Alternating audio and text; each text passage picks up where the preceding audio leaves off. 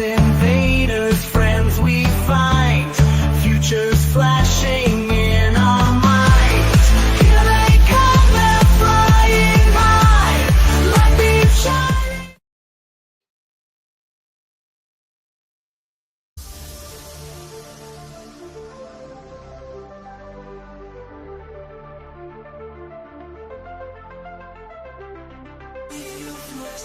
Skies with eyes that see beyond the lies.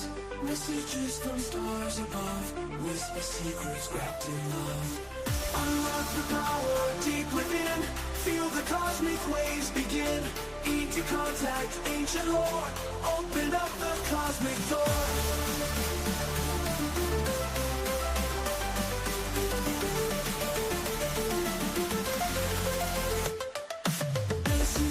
Ancient skill heals our minds and bends our will. True Bankey guides our soul to a higher cosmic goal.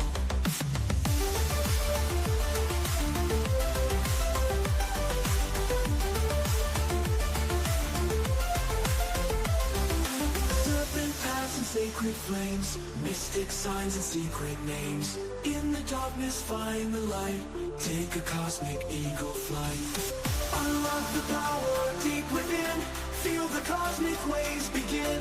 Eat to contact ancient lore, open up the cosmic door.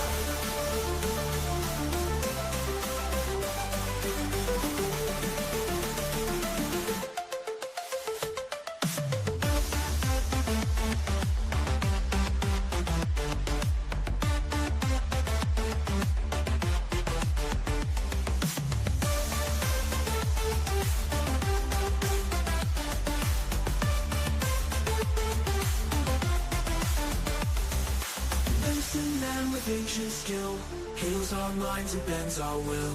True Bankey guides our soul to a higher cosmic goal.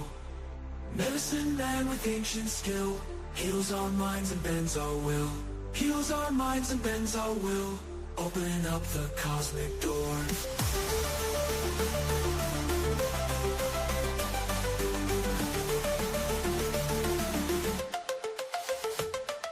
Shifting knowledge in our hands, cosmic eagle understands. Unlock hearts and show the way to a brighter cosmic day.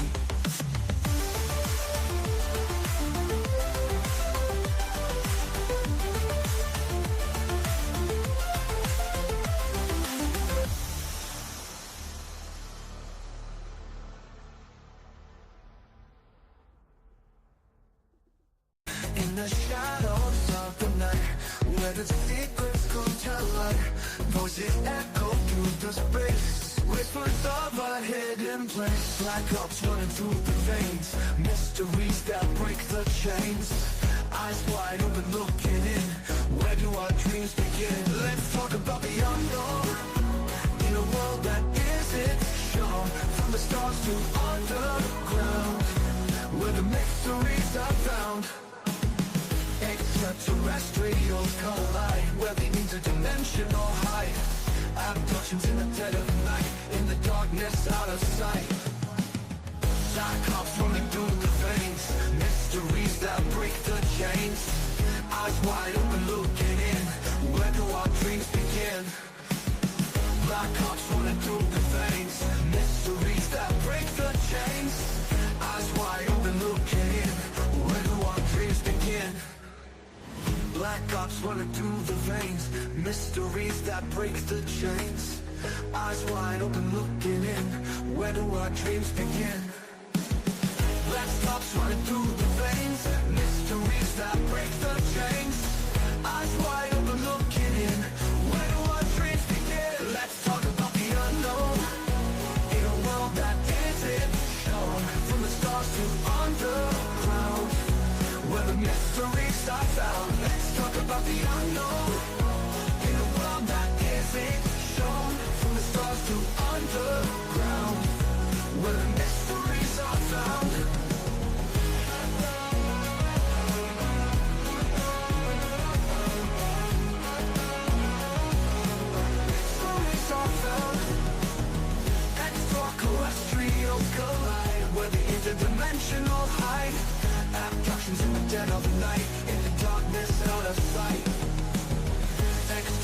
extraterrestrials collide, where the interdimensional hide.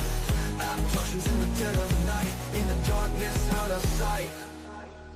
Extraterrestrials collide, where the interdimensional hide. Abductions in the dead of night, in the darkness out of sight.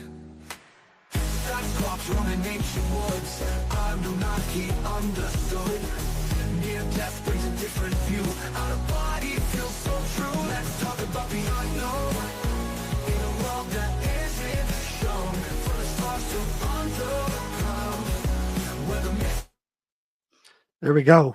There we go. There we go. There we go. How's everyone doing today?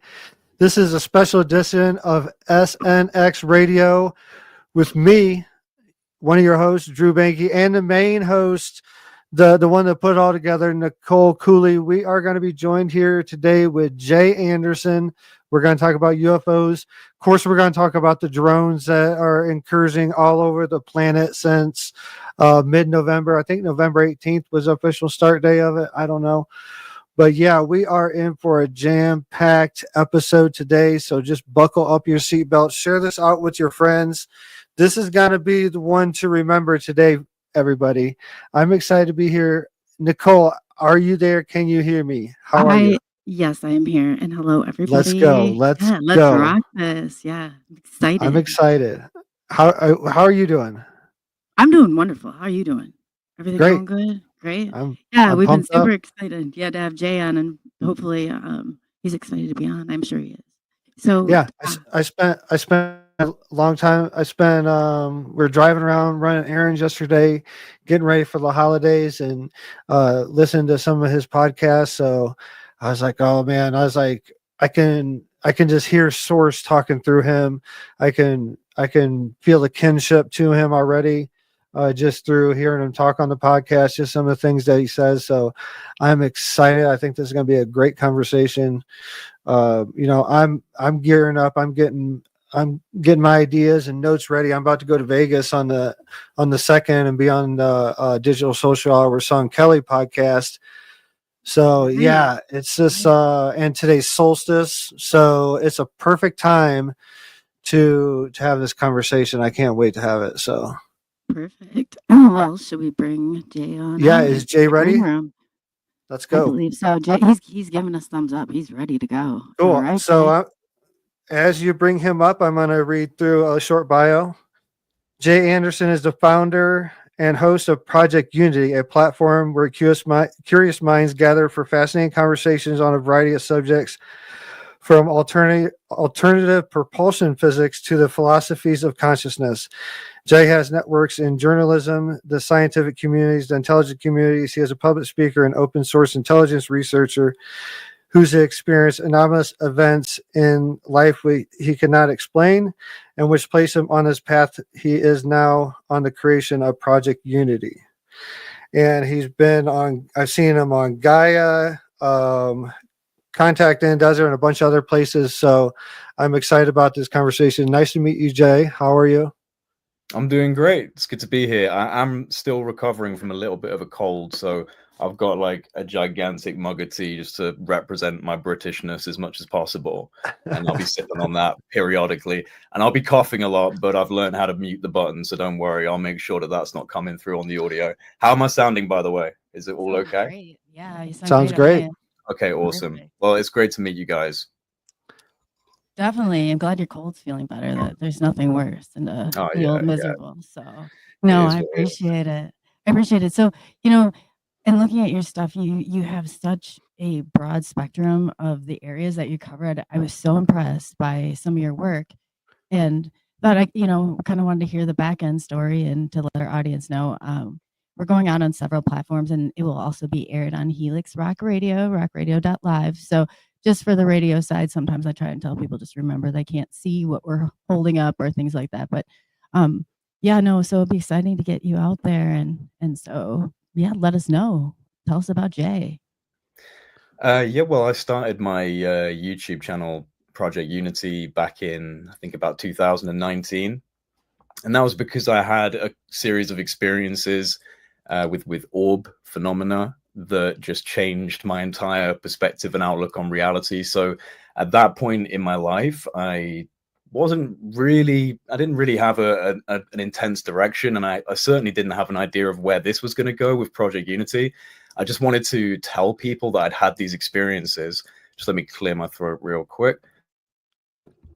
Let me clear my throat. Yeah, I just got it going. Yeah, he beat me to it. So I just felt the need to tell people that I had these experiences because they were extremely profound. And so to start off, I essentially just got a camera, went out to the local bit of woods near me, and just away from as many people as possible, set up a camera and just started talking to the camera about what I'd seen, what I'd experienced, how it happened, why I think it happened. And I just started uploading it to, at that point, just an old YouTube channel that I renamed Project Unity, and, decided to start doing this.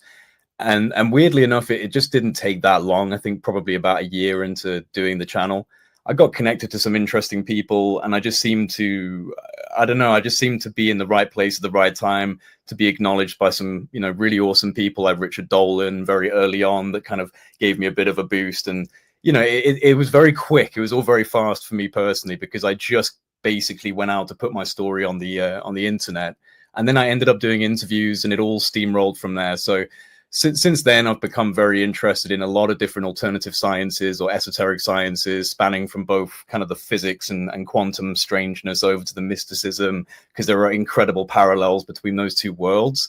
And just to kind of finish it off, the reason I called my YouTube channel Project Unity is because I actually do believe there is some form of a symbiosis, like an entanglement that needs to occur between spirit and science. These two things that we consider to be really opposing worldviews are not so opposing, especially as we're getting deeper and deeper into the quantum realms of reality, and it's starting to look a little bit more like a conscious universe. So yeah, I kind of like my whole aspect of what I do is trying to find answers on my own experiences, which led me down a lot of different routes, and I haven't found any answers, just a lot more questions. That's so true too. Yeah, man. Sounds like some of the stuff I would say on interviews, some of that stuff you just said, I'll listen to myself, but which is interesting. It's and it all ties back to exactly what you were saying. So it's kind of like this big swirl going on. But let's take it back to where Jay grew up. Like what was his childhood like, and lead us up to the very first bona fide, like, okay, the world is not what it seems moment. Yeah, I actually have a weird story. That was in London. I grew up primarily in North Wales, like the countryside of North Wales, which is, for anyone listening who doesn't know, it's connected to England, but it's a separate country technically, part of the UK. And so I was born just outside of London, but I moved to Wales when I was pretty young. So I pretty much grew up in the countryside. And then I moved to London for university, and I bounced around London for a number of years. Now I'm in Nottingham. I've been in Nottingham for about 5 years now. The Americans call it Nottingham, not Nottingham. We call it Nottingham. Nottingham is how you guys probably pronounce it. But yeah, I've had a pretty normal life, to be honest. My life isn't one where, like, throughout childhood it was peppered with mystery and strange paranormal experiences or anything like that. I mean, I've always had a very active imagination, and I was a creative child, and I've always been a creative person. So I think and that's a discussion that I think is critical when it comes to having these weird experiences, is your level of intuition. There seems to be a certain connection between intuitive people or creative people. And I think that that's because your mind is a bit more open. So you're not just taking the data of your immediate environment and going, right, that's what reality is. If you're a bit of a daydreamer, an artist, a creator, you're drifting off into strange spaces all the time. So I think it opens the door perceptually to whatever some of this paranormal anomalous phenomena actually is, when you have a slightly more open mind.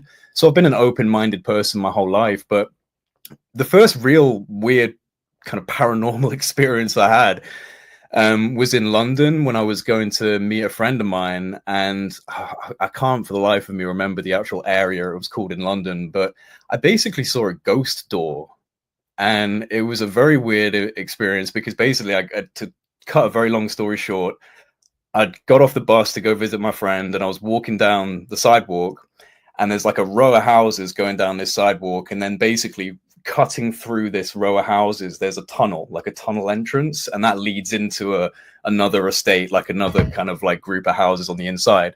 And that's where I'd usually go to cut through and visit my friend. And so I was walking down the sidewalk, and I go to turn, and as I get to this tunnel entrance, there's this gigantic wooden door, like this big church door with metal calligraphy, like a very old looking church door. And I didn't actually think anything of it. I was just like, oh no, like they've closed the door. I'm gonna have to go all the way around and, like, you know, find another way into the inside of this estate. So anyway, it took me a little bit longer, and I went around and I went back to my friend's house, and she was like, what took you so long? And I said, well, they closed the door on the tunnel. And she was like, there's no door on the tunnel. I was like, no, that's ridiculous. There's a gigantic door. So we went down there. She was like, no, seriously, come with me. There's no door. We walked down, and lo and behold, it's just a smooth tunnel, no door, no hinges for a door, nothing at all. And the weirdest part of the story was that we were so freaked out by this. Like, she could tell I was genuinely freaked out by the fact that there was no door there anymore. So we went back and we actually Googled the place that she lived and the street. We found old black and white photos, I'm not kidding, of that street, and that door was on that tunnel. So I don't know, that was like my first ever experience in my life of having something strange happen, but it almost felt like I've heard stories, and I've even got stories from within my family of people who've had experiences where something just appears and then disappears, like an old wall in the attic that suddenly becomes a new wall again, and then an old wall, and it's almost like a flip in time. I kind of think of those things as almost like a little glitch in time. And so that was like, yeah, that was my first ever experience. But from that point, which was a number of years ago, up until basically 2019, I was having a pretty normal life, and then things changed pretty drastically. Oh, definitely. So that's fascinating, because I've never heard that. Have you ever gone through some of, it's like the Matrix, kind of like melting down? Yeah. It's like, yeah. So have you ever tried to go through some of the doors or into explore the areas? The first time this is a great like gift. Like, I can see spirits. Well, I've not seen another door since. Like, you know, that was the only time I've ever had that experience. And I've often wondered what would happen if I'd actually gone up and opened that door, and, you know, would I have seen Victorian London on the other side or something, horse and carriages? And I don't know, but it's not happened again, or at least not to my knowledge it's happened again. So I'm not sure what that was about, but it was very clear. It wasn't even like ghostly. It was just a solid door. I just looked at it and was like, oh, that sucks. They've closed it. Only to find out been like running right towards that door. Never existed.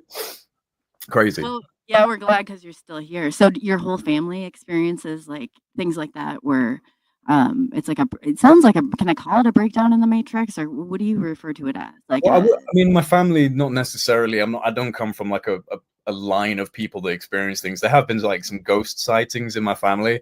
The thing that I was thinking of was actually a family friend of ours, like this couple that my mum and my dad have known for years, and they moved into this new house, and it was like a 3-story house with an attic space at the top.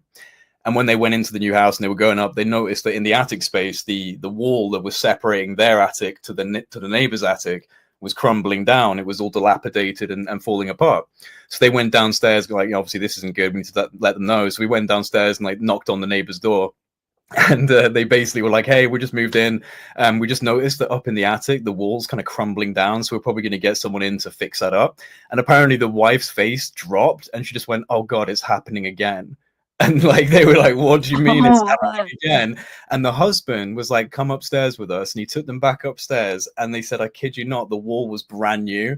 And he said, the husband apparently was like, this happens from time to time. It hasn't happened in years, but sometimes you'll go up and it's an old wall. And sometimes you'll go up and it's the wall that it is meant to be today. And so, like, honestly, with stuff like that, because there's another fascinating story that I can't remember where it comes from, but I remember it was on the BBC years ago, where a bunch of construction workers in the UK reported seeing a Roman centurion legion marching through the hillsides, but only half of the body was showing. Like just the top of the horses and some Roman centurion flags, and most of the body was submerged. They saw this kind of like ghostly army marching across the countryside. And I just think those things are slips in time. Like that army did march across there at one point. Now there's more land. So when you see it happen in a slip in time, they're half submerged in the ground. But honestly, I think, stuff like that, we just don't understand the flow of time. Like we think we live in this linear A to B to C to D, and we really don't. It seems that way because our basic perception tells us it is, but there's too many anomalies, too many glitches that seem to appear. And I think that that's just proof that things are not as they seem when it comes to the flow of time and how that can be perceived by us. And I think some people as well are just more sensitive. You get people who are just more sensitive to almost like they're tapping into the quantum ocean, kind of tapping into the probabilities, and they're able to see a bit into the future or see a bit into the past. And I think we're all capable, but certain people just have a better gift, a stronger natural gift. This is different than some of the things that I've heard. Do you think it's like the area? Like in the United States, we really don't know much of our history. I mean, we're only a couple hundred years old. Before you got a rich Native American history, like you got the a very rich kind of like mystical shamanic history going down in the States, and it's the same with the UK. I know a little bit about all that. That's true. Yeah, I know a little bit about all that. But quickly what you do, Drew. Like he's into like the shaman stuff, and he does. Yeah, so I founded Sacred Journeys with him back in 2020, where we serve ayahuasca, San Pedro. We grow San Pedro here in the greenhouse. So our San Pedro is closed circuit. So from start to finish, we grow it, we harvest it here, we process the medicine, and we do ceremony with it all here on the property. Awesome. We're a 501c3. We've helped a ton of people. We're still helping people, kind of slowing down, but we have a ceremony coming up in Southern California, coming up in February with ayahuasca. And I've wrote a few books. I'm a Sundancer, sacred pipe carrier. So I've Sundanced 3 years. I've danced the tree. I pulled skulls, and I eagle dance. So the full piercings and everything. And I also work over at Spaced Out Radio. So I do the after hours shows, weekend wrap up on Saturdays and Sundays at 11 p.m. Mountain Standard Time is when I do that. So the third hour of the after hours wrap up show. And I speak to about a lot of stuff, telekinesis and telepathy. I do a telekinesis, introduction to telekinesis exercise I do in person. I've done it live here before, where basically using your meridian points and pushing energy out your meridian points in the pendulum or a dowsing rods. I have dowsing rods too, but I do it it's an experimental thing. So I walk people through. They have their own pendulum, and I walk them through, and I show them how they can move the pendulum themselves. But man, so I'm super excited about getting into this interview. Before we do it any further, we're going to take questions at the end. I think, like Scott said, put your questions in all caps. Thanks for being here. Let's go through the list real quick and welcome everybody in that's listening. We got Shelly and Scott that I can see. Let me go to my other page. Let me see who's all in here. Yeah, you should be able to see across. Sometimes Twitter is a little funny. Yeah, I can't see all of them. Yeah, I see Scott. Nice to see you. Yeah, who's all in here? This is where Supreme. We got. I don't have my glasses on. Rodney. Hey, Rodney. I can recognize that.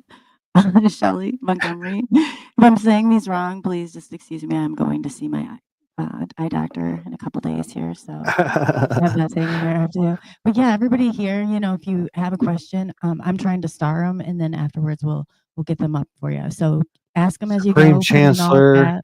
Oh, Crestone Radio. I see Crestone Radio in here. Hey, yeah, Crestone, Colorado.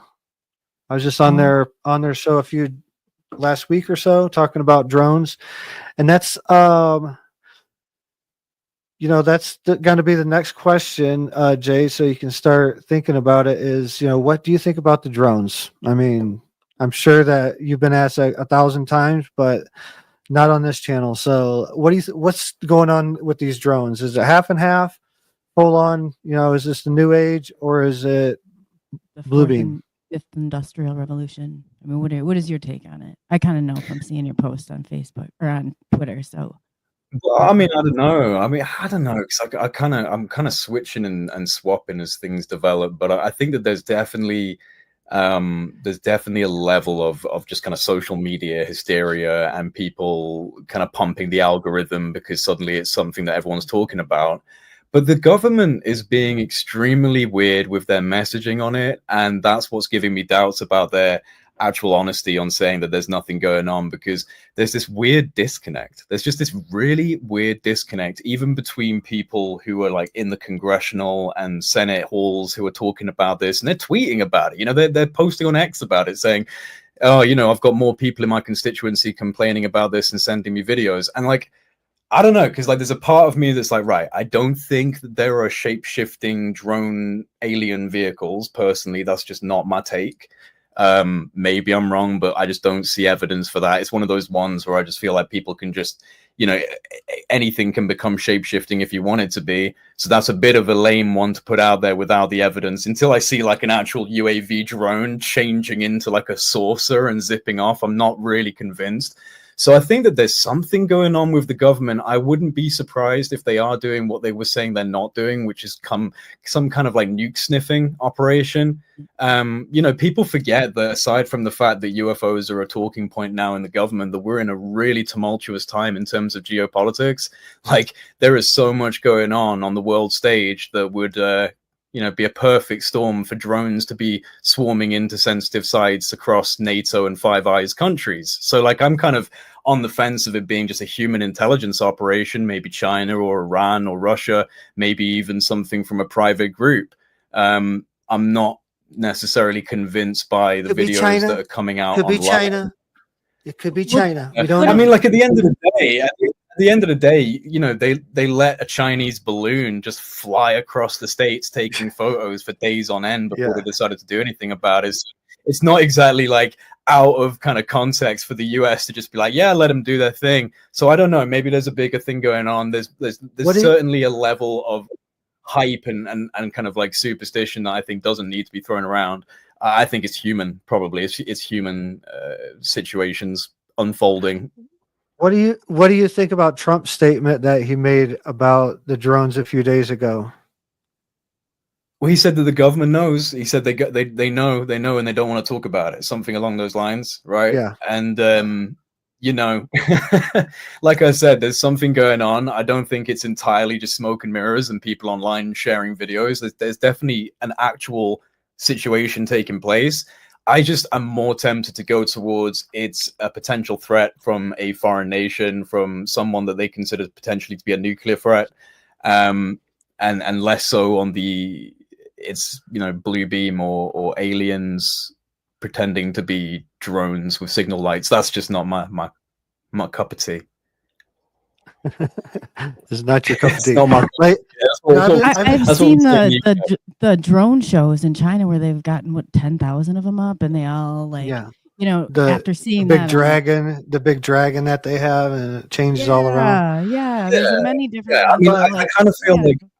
I kind of feel like sometimes people are willing to almost forget that we have technology like this to entertain the idea that it could be some sort of alien technology. And it's like I'm totally on board with let's find some alien technology, but let's not like look for it where it clearly is not existing. Like, these things are signal lights. They're using totally normal propulsion systems. You can hear them in the sky. I haven't seen a single video yet showing one of these vehicles doing an exotic maneuver, like some sort of crazy 90-degree fly off. So, I mean, like, don't look for it where it doesn't exist. Like, there's something going on, but I would literally park aliens right at the bottom of the list and look way more towards intelligence and national security and nuclear threat. There was going back when maybe about 3 years ago, I got invited to New Mufon, Nebraska. I know the director, it's Fred.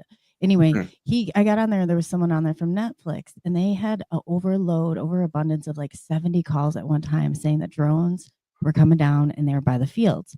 Now, some intel that I got said that what we are doing and what the whole point of the last 4 years was to take an inventory, a world inventory.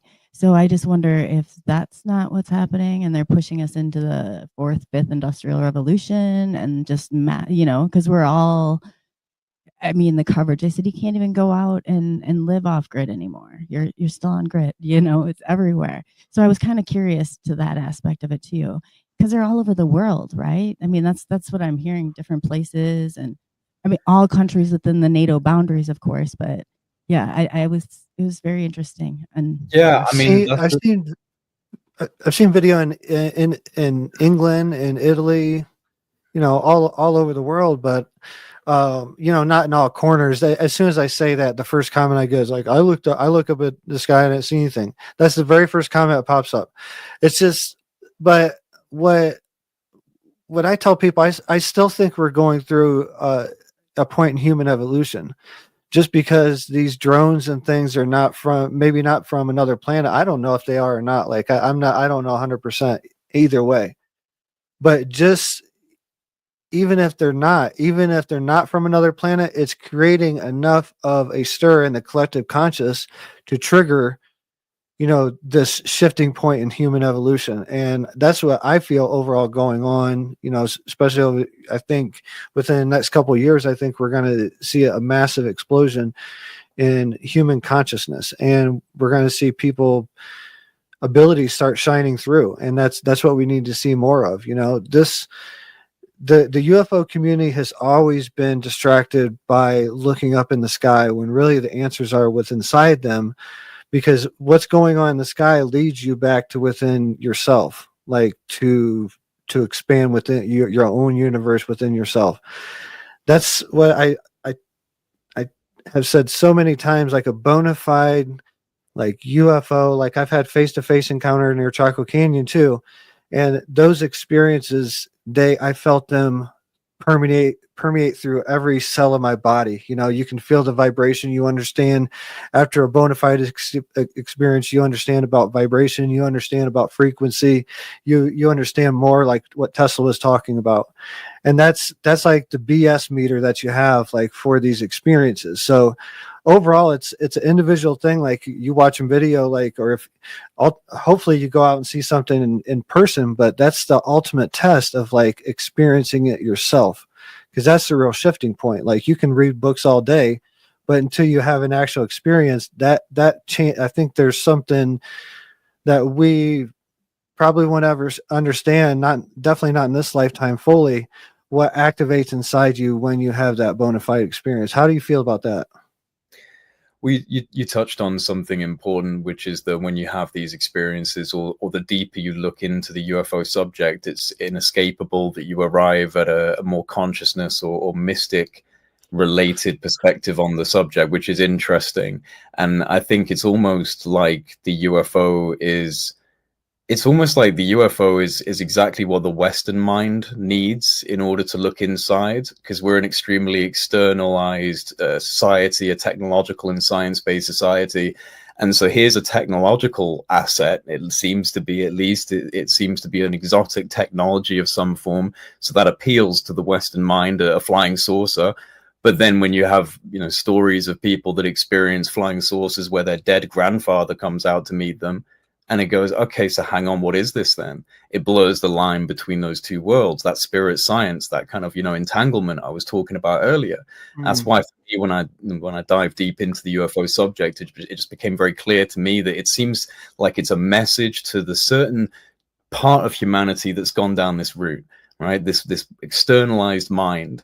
And it leads to the same realization that was being told by the mystics thousands of years ago. It's the same message. It's almost like it goes through history. It's a burning bush one day, it's a flying saucer the next. It's like this weird ghost that haunts human history, follows us throughout history, and changes, but adapts to the culture at large with the same message: unity, connectivity, consciousness, oneness, universal communion. Like, these are the messages that come forward the most. Of course, there are other elements. There are people that are traumatized. There are people that say that there are extremely malicious aspects to this subject. I've never had a personal experience like that, so I can't comment outside of what I've heard. But it's a big universe. I wouldn't assume everything is just going to be positive and benevolent. There's probably some pretty malevolent energies and entities we wouldn't want to interact with as well. In fact, I'm pretty certain that they do exist. I'm kind of the as above, so below mindset. When you're saying that, I heard something very interesting in there. So you said that you might see like your dead granddad or something like. So where do you think the lines of like paranormal and ET cross? I've experienced both. I grew up seeing spirits, but I encountered ET. Like, where do you think that these lines merge together? I mean, I'm almost of the opinion that these things are from what we would call the afterlife. But whatever the afterlife is not necessarily, you know, this theological image of heaven's gates or anything like that. I kind of think that the afterlife might be the imagination. You know, the imagination is essentially this realm of timeless creation where things can happen instantaneously, and the rules of physics don't apply in the imagination.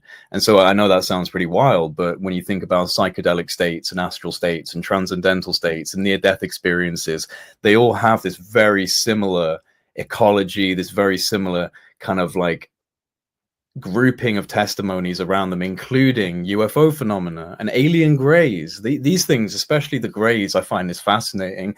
They seem to permeate through all sorts of things, including the Amazon basin with the tribal cultures of the Amazonian rainforest, because the shamans there was a fascinating podcast not that long ago. I talked about it when I was at Contact in the Desert, because I thought it was such a worthy thing to highlight when I was discussing the alien greys. So many assume it's just a Hollywood archetype and Close Encounters, and, you know, it's something from the West. But not only do you have very weird cave paintings and, you know, Aboriginal Australian cave art and some very questionable things in Egyptian pottery, but with the with the indigenous Amazonian tribesmen, there was two of them on a podcast, and these guys were straight from the Amazonian, you know, rainforest, and they were ayahuasca shamans, and they had no concept of what an alien was. They didn't have that in their cultural description, but they got shown a picture of an alien grey, and this guy just goes, "Oh, that's Makanwabu." And they had this entire story about Makanwabu, which was like this human that became an ant, and now it lives underground, and it can steal your soul, and you need a good shaman to bring your soul back, and it can appear in divine light, but it's a trickster.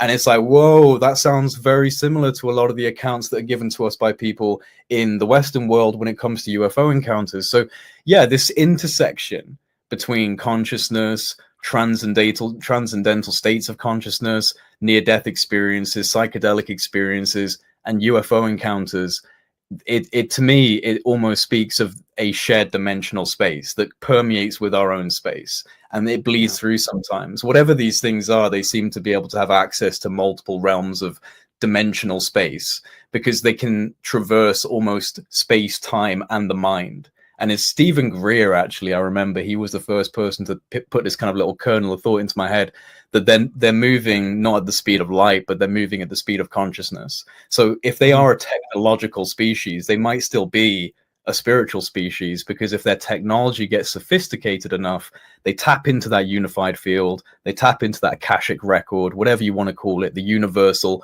ocean of quantum energy, the 0 point. Once you've done that, you kind of are a transcendent species. So whether or not you want to label that as spiritual, it would probably come off as spiritual if you experienced it.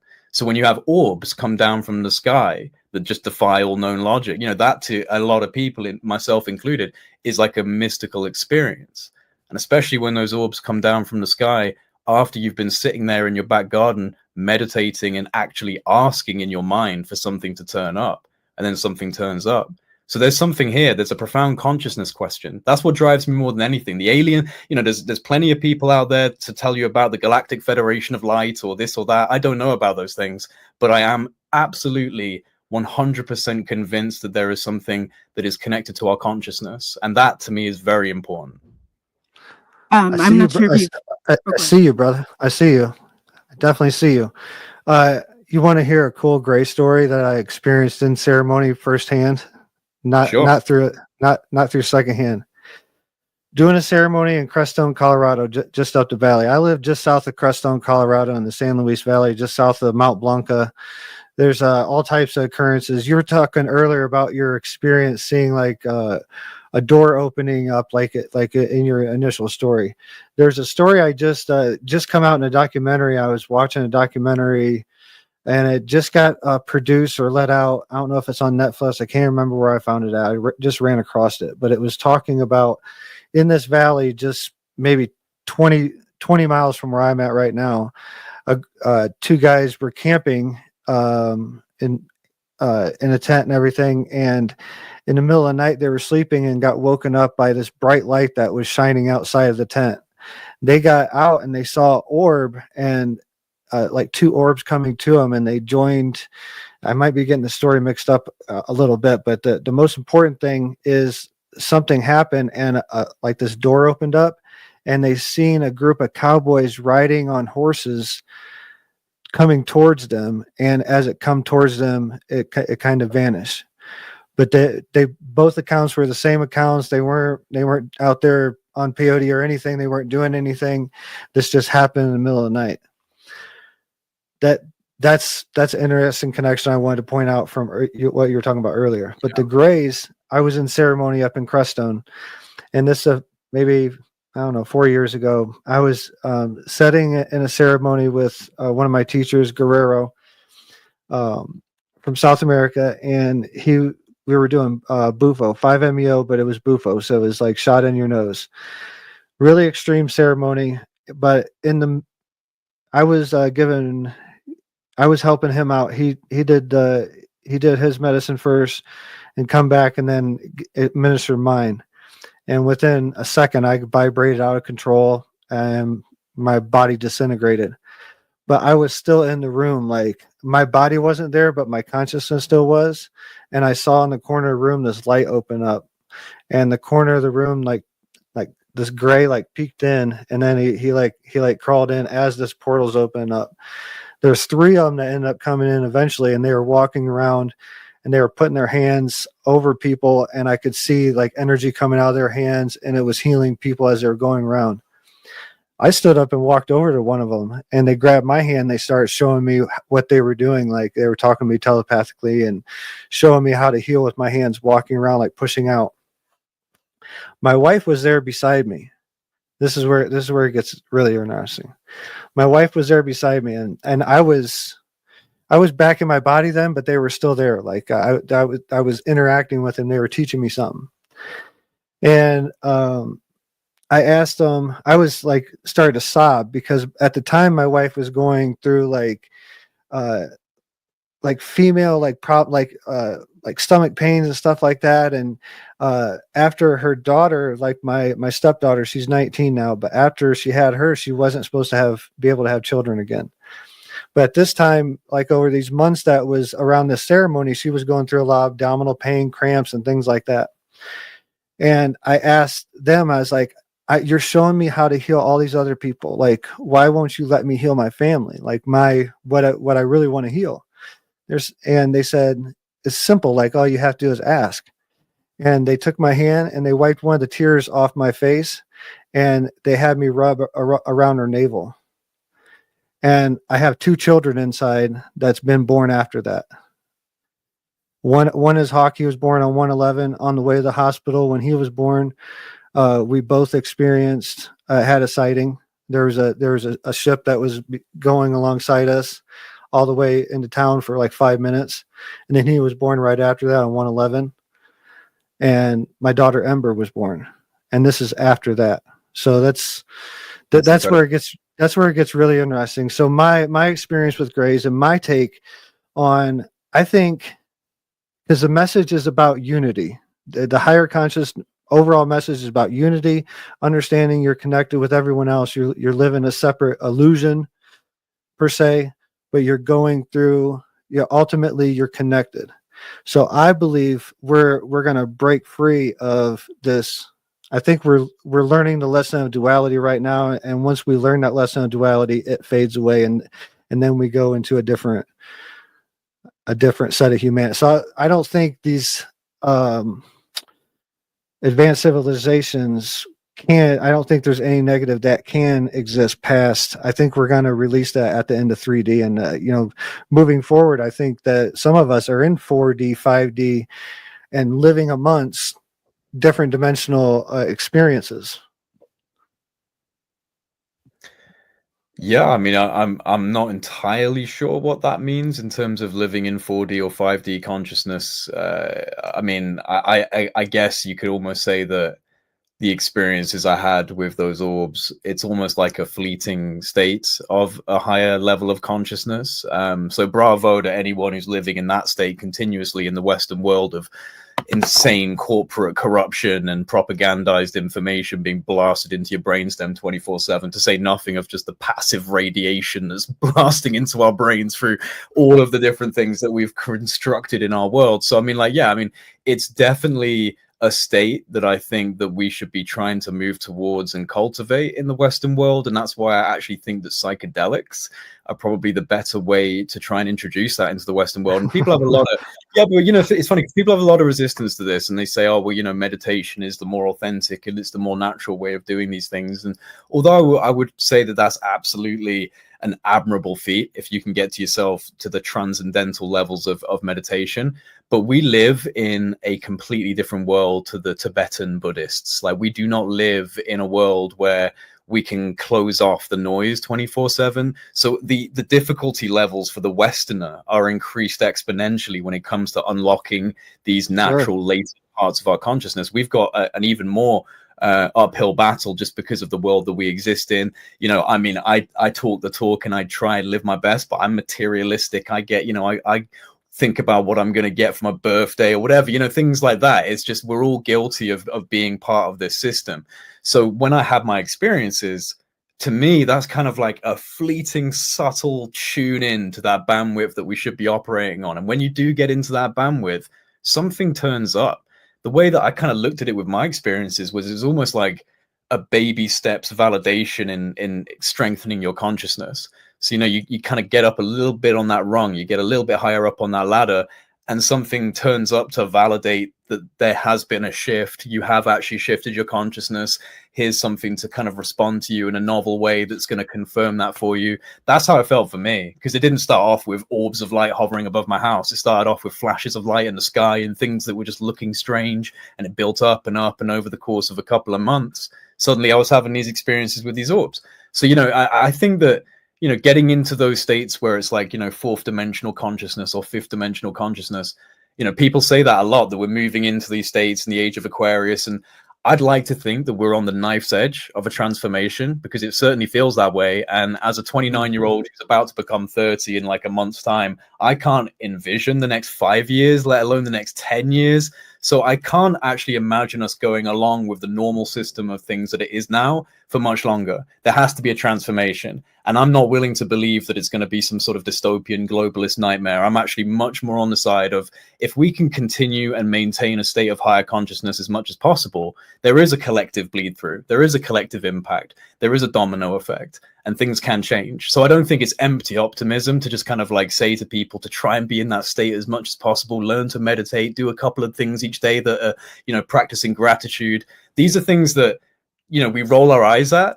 But in all honesty, I actually think that's the state that we need to cultivate. I'm guilty of it, because as someone who's on like X 24/7 and I post on there a lot, I get guilty of, posting things that I'm like, oh my God, that sucks about the world. I'm really annoyed that's happened. I'm going to post about that. And, it's good to talk about the things that concern us, but I also think that it can actually have the opposite effect, right? If we're always bombarding ourselves with like, hey, look what's happening to P. Diddy, or look what's happening in Russia, and look what, we start getting so depressed over the state of the world. It actually maintains that state of the world if we believe in complementary resonance, if everyone's in anxiety, fear, and paranoia, so is that my cue to shut up?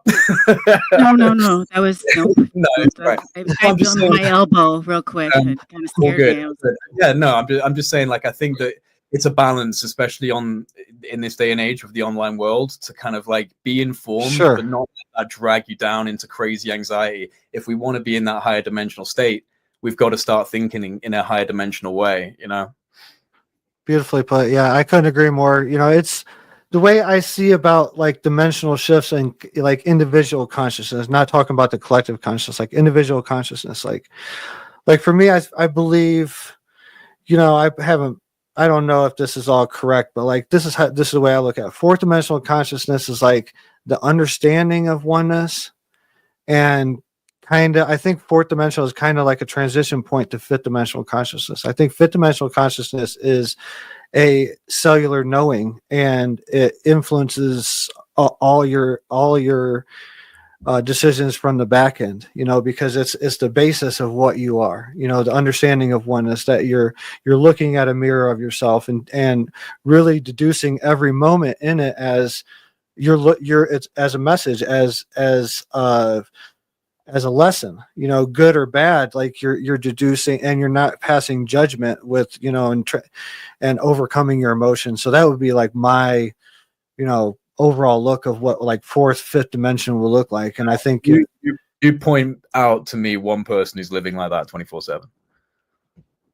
I think it's about trying also. I know it's definitely about time, I think it's about trying and also understanding, like, even if you do like flip someone off that cut you off in traffic, like you're still a part of that overall creation. I believe I'm, and I know many others that keep themselves in that state and are immediately can forgive themselves and allow that, because that's a part of the creation as well. Like one of my core beliefs of every moment of my life is that everything happens for a reason. So that means there is no wrong or rights. There is just moments. So like, that's I don't really, and there is times I do judge, but that's because I'm still part of the creation. Yeah, I think I mean in a way I would say, at least from my own personal perspective, because life is hard, man. Life is difficult in a myriad of ways for people in different spectrums of experience as well. Obviously, there's people right now who are living a lifestyle that you and I would, never want in our worst nightmares. So there's definitely, scales of experience, and there's an argument to be made for what you said, that everything does happen for a reason. There's a larger mosaic at play. Everything is feeding into the fabric of life, and I agree with that. But I also think that we're in the trenches of the human experience. It's visceral, it's real, it's emotional, there's ups and downs. It's all a part of growing and getting wiser. So, when, for example, someone wrongs me or wrongs my loved one, it's difficult, right? Not to respond with judgment and not to respond with anger. That's the initial response. That's the human reptile, lower hominid brain response. And I suppose for me, it's kind of like, well, I never expect to fully get over that response, but I can definitely recognize when it's happening, and I can work on not doing it as much. And I think that's part of it, right? But like, Christ consciousness, perfection, that's something that I, don't necessarily strive for in this lifetime. That's a lot of pressure. Well, he still flipped over a table in the market, It's so. And I think he was still going through a human experience as well, and that's ties back to what I was talking about. It's just never heard about I was actually reading about this not even that long ago, like the early childhood of Jesus. Like it's kind of it's part of the apocrypha here. It's been stricken out of the canon, but there are like early accounts of Jesus. He was out there like turning children to stone on the playground and stuff. Like you did not want to mess with Jesus when he was a prepubescent child. He was a danger. No, I didn't go that far into it. I'll have to go into that. When I read, I was like, you always wonder what happened to him between this point and this point. But then I started to do research too, and I was like, wow, this only gets. He went through his rebellious phase. That's going to be the thumbnail for this whole interview. Jesus turned babies into stone. Hashtag Jay Anderson. I don't feel so bad now. Yeah. Yeah. I'm going to use that too. I'll be like, oh yeah, you thought all that stuff in school. Jesus out turning kids into stone. All right. Stone babies. Stone babies. Yeah. Wild stuff. Good to know. So have you had experiences with psychedelics? I'm dying to know. And if so, would you be willing to elaborate? Yeah, I mean, I would say I've kind of flirted with psychedelics experientially and dived in a lot intellectually. So, I'm definitely very keenly aware of my control issues with things like psychedelics still. Like I haven't gotten over that onset anxiety and like trying to almost fight the experience when it starts to creep up. So there's definitely like, I didn't expect it in myself, but it's definitely a control issue that I need to try and face. And I think I need I honestly haven't done DMT yet, but I feel like that's better for me. I feel like a strong experience on something that's going to come on without me really having a choice, because like the drawn out onset of things like mushrooms, I've had a few experiences with mushrooms which have been really beneficial for me. And like once I'm actually in the state, I'm okay. But there's always that anxiety at the beginning. Like I always fight the feeling. And I don't know what it is about me, man. Like I want to get over that because I recognize the benefit of psychedelics so much.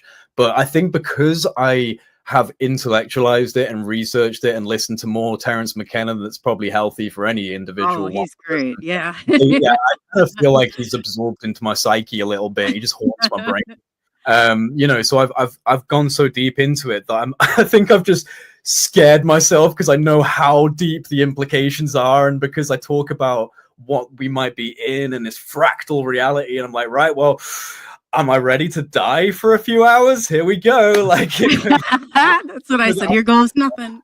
There's so many people that are just dropping my teacher on a weekend. My teacher Renato told me one time, he's like, man, what's the worst that's gonna happen? You're gonna die? I'm like an ego death? He's like, no. What's the worst that's gonna happen? You're gonna die? Like, you know, like your body die? That's like the worst that's gonna happen. Yeah. Well, maybe I want to have some goodbyes. I didn't process that for a while until many ceremonies later, but mine was in 2016. I'm 44 now, so I have my awakening at 36. So kudos to you. Like, you know, I just wish I would have, you know, had my breakthrough a lot earlier than I did. You know, it took me going 2 deployments to Iraq, you know, PTSD, divorce, and having deep-seated depression and PTSD issues that pushed me to my awakening. You know, I wasn't a seeker. I was a desperation guy when I went to ayahuasca, but had my breakthrough then and drank, you know, had tons of ceremonies after that, both psychedelic and non-psychedelic. Have you ever heard of a Whippy ceremony? No. That's something you should do some research into. It's non-psychedelic, but it's a Lakota ceremony. They're very rare. If you're ever in the States and want to experience one, I can take you to one. Awesome. And I'll take you on the res and you can experience it, and, you know, then try to process that for a while. But yeah, they're basically kind of like a Native American seance in a way. That's where people meet Bigfoot. You know, Bigfoot's Sasquatch is very connected to that ceremony. I've had experience with that, and, you know, the ceremony in general. But yeah, that invite is ever open if you're in Colorado and want to experience it. I appreciate it, and I've always wanted to come out to Colorado, so that's definitely something I'll take you up on. And you know, something that Terence McKenna said that I think is so true about psychedelic experiences versus traditional practice is, you know, he'd say that no one goes to the ashram with their knees knocking. You know, like it's the DMT experience, it's the ayahuasca where you have to take a deep breath and brace yourself because you know that you're going to have this profound experience. So like, there is something to be respectful and reverent of when it comes to having these experiences. And I don't really understand people that can just go out to a rave or a party and like take 5 grams of mushrooms and just be like, woo, like that is so outside of my personal, like, I would just be so overwhelmed in that situation. But yeah, no, I respect them so much. And I've done, you know, so much research into especially psilocybin. I think that this is such a critical component of our own evolution.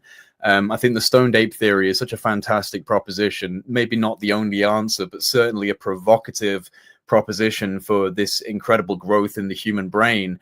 And especially, I would say, like this early proto-culture shamanism, this psychedelic taking shamanism before we fully formed into civilization.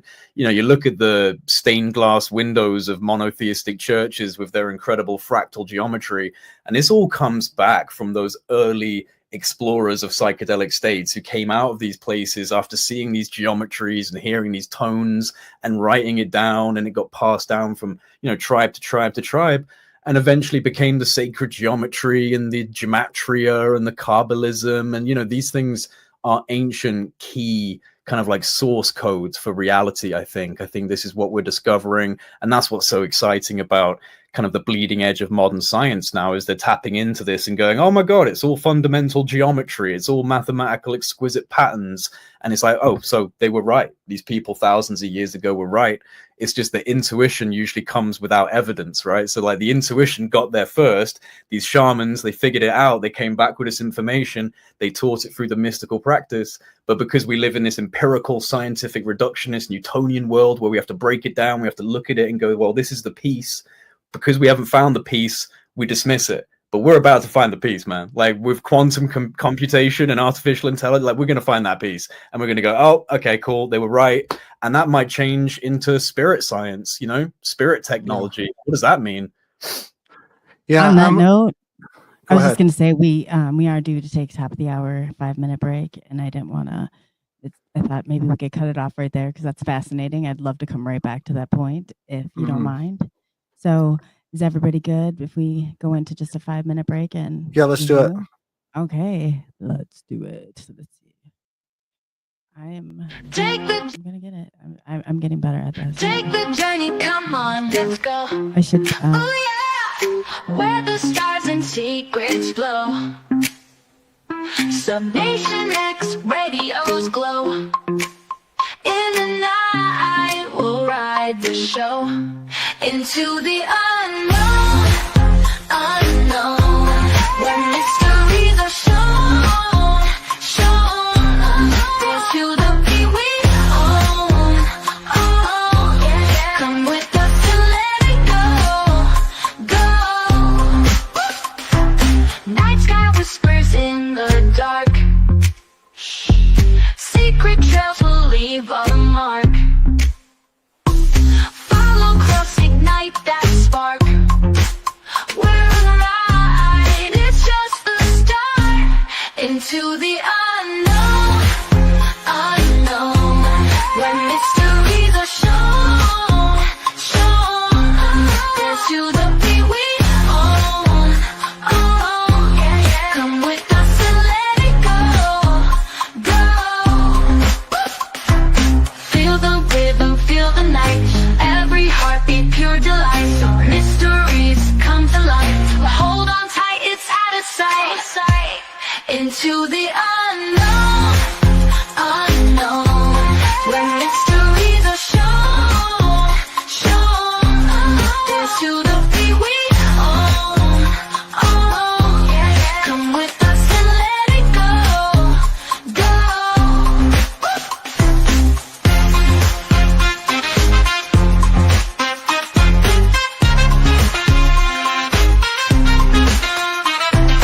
Feel the rhythm, feel the night. Every heartbeat, pure delight. Mysteries come to life. Hold on tight, it's out of sight. Into the unknown, unknown, where mysteries are shown, shown. Dance to the beat we own, own. Come with us and let it go, go.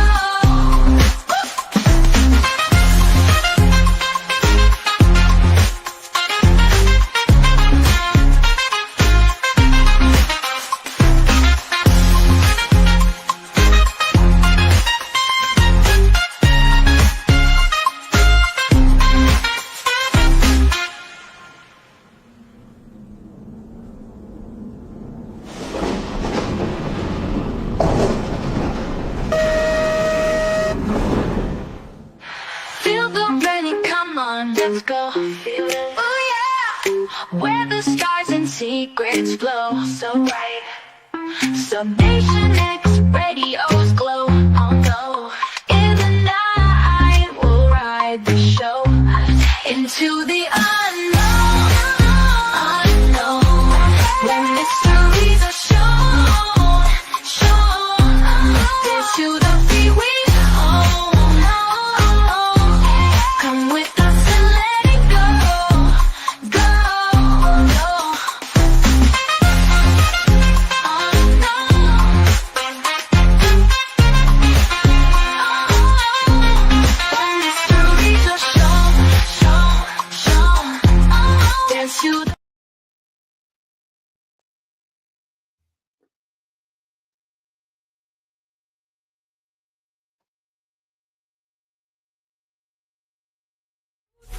the music, now let's go to town. Oh yeah, cryptic groove, feel the beat. Paranormal vibes, move your feet. Disclosure in the air, can you feel? Dance with the secrets, make it real. Dance with the unknown, feel the groove. Aliens and mysteries, always on the move. Sasquatch in the spotlight, let's get down. Truth in the music, now let's go to town. Oh yeah, cryptic groove, feel the beat. Paranormal vibes, move your feet. Disclosure in the air, can you feel? Dance with the secrets, make it real. Dance with the unknown, feel the groove. Aliens and mysteries, always on the move. Sasquatch in the spotlight, let's get down. Truth in the music, now let's go to town. Oh yeah, cryptic groove, feel the beat. Paranormal vibes, move your feet. Disclosure in the air, can you feel? Dance with the secrets, make it real. Shadows to light, we find a way. Dancing with secrets, night to day. Off-world stories, let them play. Truth in the dance, come what may. Oh yeah.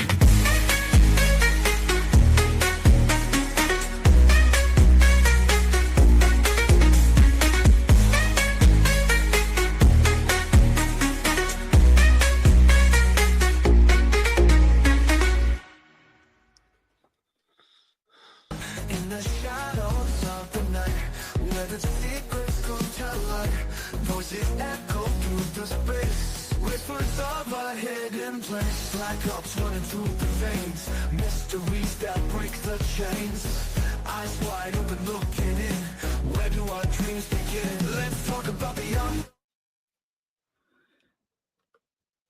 Okay, we are back from break. Welcome back, man. I didn't get a chance to say earlier. Happy solstice, Jay. You know, I believe. Like I said, I believe nothing happens by chance. So, having you on the show Thank you, today likewise.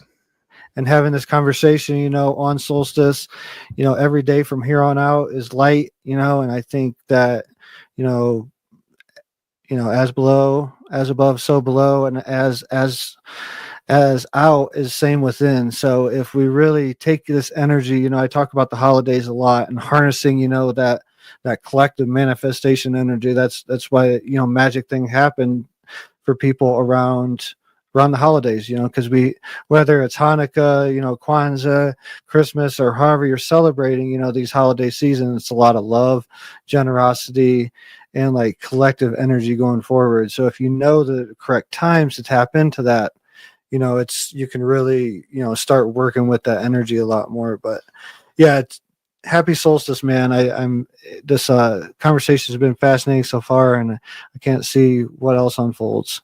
I've gabbed a lot, so I'm going to give the floor to Nicole for a little bit and see what she's got. Well, no, I'm really interested in Jay, like some of the, I mean, you post some of the stuff is just like, how does he do this? How do you research all this? How does this, like, you know, how are you putting your dots together? Because you come out with some phenomenal stuff. You really do. So, I'd really just like to hear more from you and like your journey through this, and, you know, how other people, I guess, you know, can kind of hop aboard and help out or get the word out, or projects, or, you know, anything like that. We would love to be a part of that. So yeah, take it away and keep going. Tell us about Jay. Did we lose him? Oh, he's muted. Oh, sorry, Jay. There you go. I'll mute you now. I want to let me unmute his mic.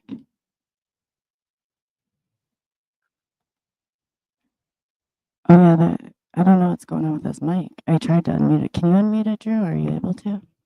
I don't have any controls over here. Oh, you don't? Okay. Jay, are you able to unmute yourself? Let's see here.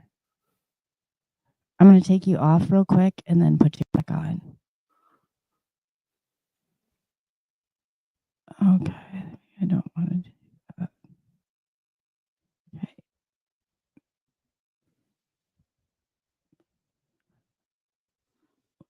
So Oh, having connection yeah, it sounds like issues. he might have had the connection issues.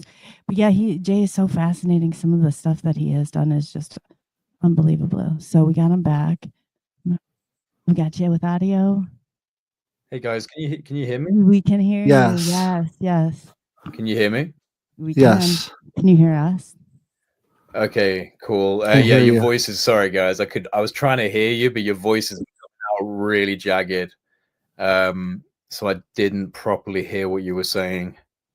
Oh, I apologize for that. No, I was just saying that you've done just such a broad spectrum of things that I'm just curious, to keep going on with your story on how it built and, kind of got you to where you are today. And you have so much, so many projects, and you think in your terms of thinking, I'm thinking, man, how does he do all this research? It's just like, you just keep going and pumping it. So, yeah, carry on with your story. And if there's any way that you need the help of the public, or we could, be a part of that, we would love to do that. So just keep that in mind.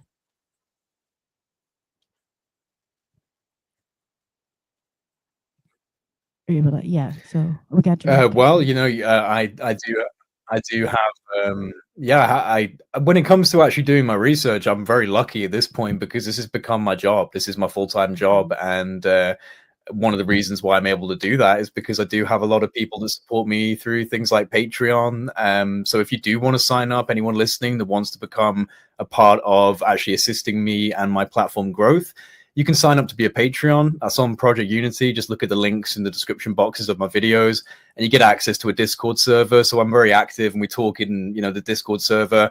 Lots of research gets exchanged. So it's not like a one-man band. I have a lot of people who send me snippets and send me things to check out, and I always try and follow threads that I find interesting. So yeah, I'm very plugged in, especially on X, because X is where all of this information comes in straight away. So I mean, I'm very plugged in every day, looking at different things. I have particular subjects that I'm very interested in.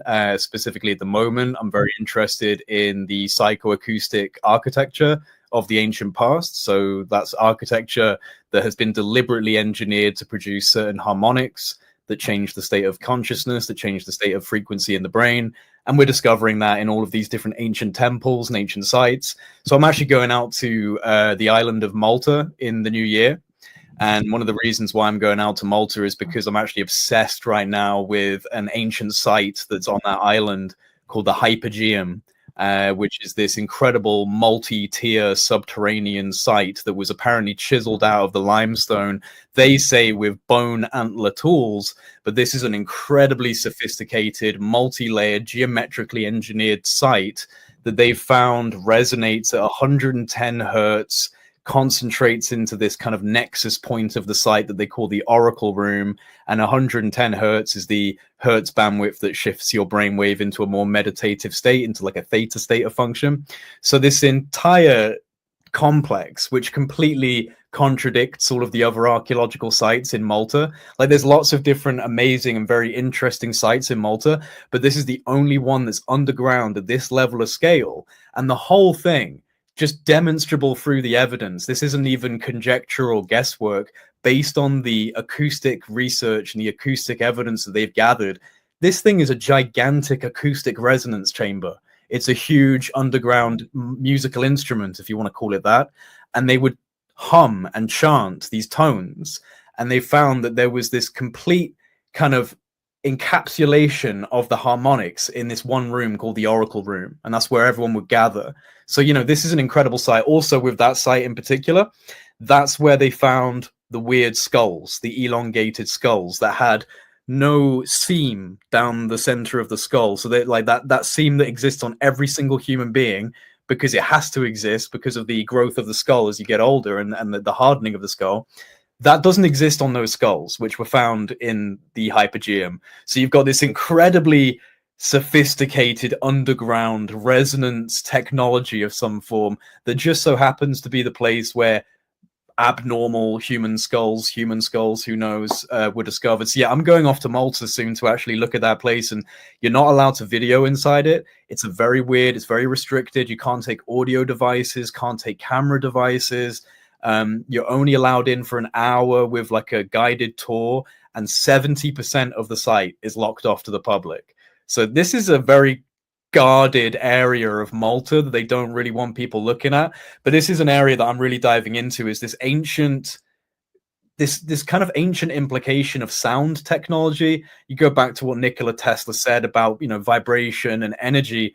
This is what they seem to be tapping into. I think they were tapping into a harmonic science that used stone, like these limestone blocks, because limestone is a natural amplifier of acoustic resonance. The Greeks knew this. They built these incredible amphitheaters that resonated all around the entirety of the stage. Like everyone in every corner could hear even a whisper, because they used limestone. And these buildings, these subterranean complexes that all seem to have acoustic engineering, they all use limestone. So I think we're dealing with just the kind of, like, you know, sidestep a little bit from the UFO stuff. This all ties in my opinion. You know, Atlantis and an ancient civilization, the Sumerian story. I think that these things tie into ufology and what this might actually be implicating for the human species in terms of, you know, genetic engineering and all of these different things that we discuss. This precursor technology, this kind of like little echo of something that we've now just basically turned into tourist attractions. You know, go look at the Great Pyramid of Giza and take a photo with it. We've completely underestimated what these things are, in my opinion. And the harmonic technology, the harmonic science of the ancients, that to me, that's a big secret. I think that, you know, I'll shut up in a second, but I'll just say this, that I really think Keep going. Keep going, man. Like, no, I really do think that the harmonic sciences, like these sacred sciences, that was basically stricken from history when the Roman Catholic Church came into power, the Vatican came into power, you know, the burning of the Library of Alexandria. We lost so much of this ancient wisdom and technology. Sure. Yeah, I've been leading, you know, psychedelic ceremonies, leading them. You know, I play the didgeridoo.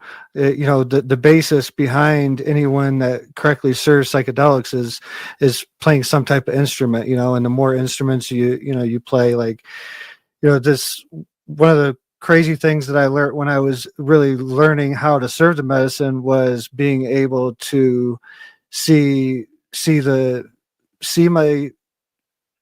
words, what I was either words or vibrations, whether it was coming from didgeridoo or actually words. They become, you could see them deep in the ayahuasca space, and then you could start actually painting the picture, and your voice follows what you're painting. It's your voice takes a back seat to your consciousness that you see inside your head. But so I totally agree that you know, that frequency of vibration is, and the frequency in particular, you know, we're only seeing a small little pinhole.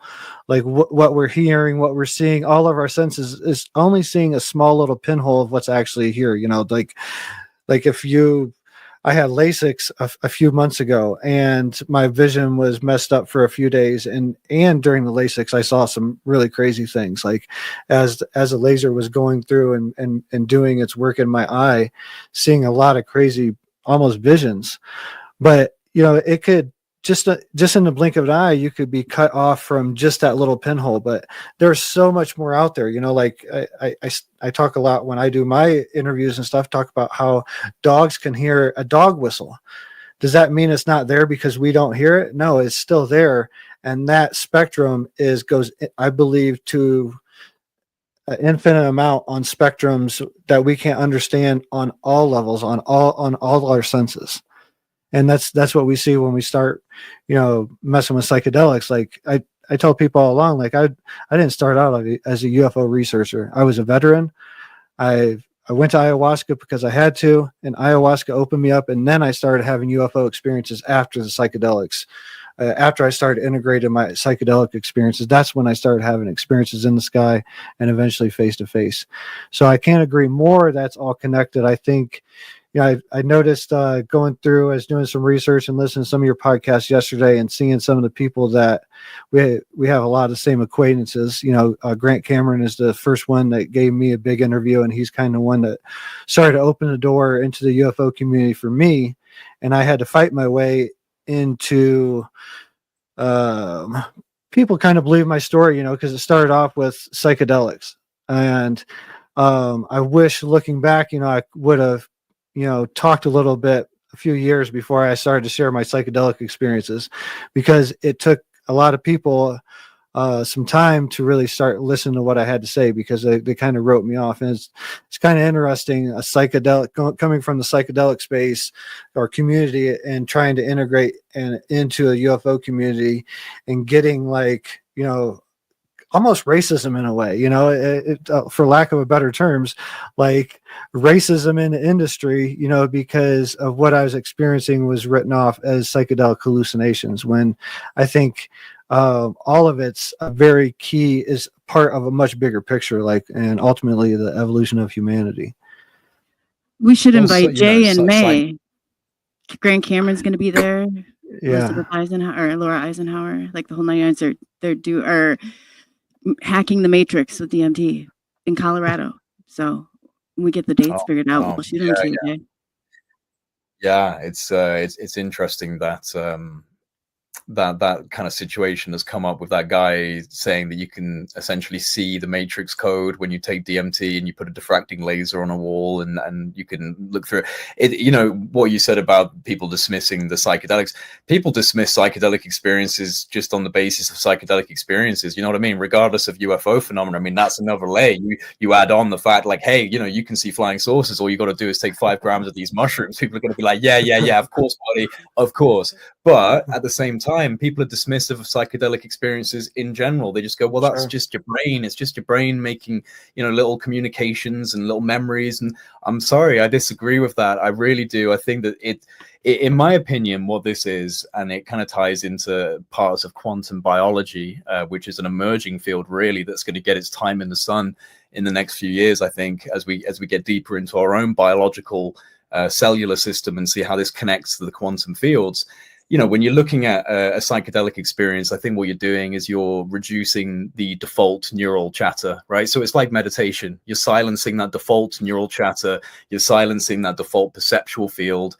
And because of that, things filter in. And I think that this is a quantum state. I think that you're essentially putting your consciousness into a superposition state. It's entangling with larger fields of information that are always around us all the time. We're basically, floating in an ocean of electromagnetism, which you could just translate into information once you start breaking it down into little bits of energy. So we're in fields of information. We're bubbled off in our default neural perception, our corridor of reality. This is real. This is solid. I wake up, I brush my teeth, I go to, that's our normal day to day. And it has to be, because that's how we experience linear time and that's how we go through human experience. But if you want to get a little bit of a flavor of what's going on outside of that human experience, you need to reduce down that default neural chatter. You need to get rid of it. And so I see a psychedelic, DMT, psilocybin. These are things that reduce that default mode. It turns that default mode down or off. And when that happens, all of this information that's kind of bombarding us all the time that we filter out, our brain filters it out because we need to focus on being a human in a human experience. That goes away. All of those things break down. And suddenly you're encountering incredibly profound knowledge, incredibly profound entities, incredibly profound geometry, which we're now finding out is basically just the code of a mathematical universe. So the physicists, the physicists in the world are having to scratch their heads and go, well, how do we not call this God? How do we not call this God as long as possible, because it's really starting to feel a lot like God.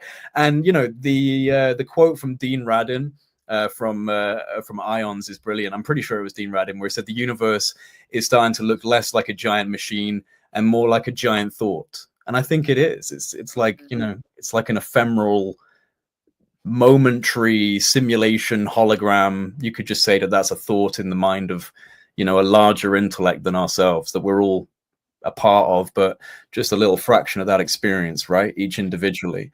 And when we shut down the default mode, when we shut down that default neural network, we connect a little bit more to that wider intellect. So you had a documentary come out on Netflix, correct?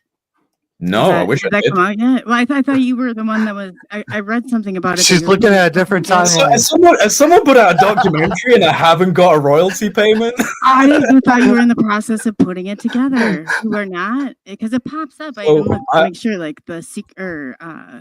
I've been in a perpetual state of saying I'll do a documentary for about 5 years, Okay. but I've never really come out and actually done it because I've had lots of ideas. But no, there is another Jay. In fact, there's a couple of Jays out there in this UFO world. There's J. Christopher King. He's very active and he's got a lot of things going on production wise. In fact, I think he's even got something with Apple TV right now. So it could be that Jay.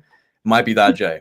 I thought it was something that you wrote going back at that about the core secrets or something. Yeah. So, Core Secrets was my idea Yeah. for a documentary. I was always planning on doing kind of like a long format look at, well, essentially it started off with the Admiral Wilson leaks, the Admiral Wilson, Eric Davis notes. That was kind of a core interest of mine. And that was what put me in touch with Richard Dolan and people early on. And they were very interested in me doing this production, but I never actually finished it. Okay. I was like, I've always looked for it. I wish it was coming out on Netflix, but I just, I haven't got that far with it yet. Well, maybe it will now. Maybe. Maybe. Who knows? Yeah, maybe. Yeah, we just had to voice it. We just had to bring it out to existence. Yeah.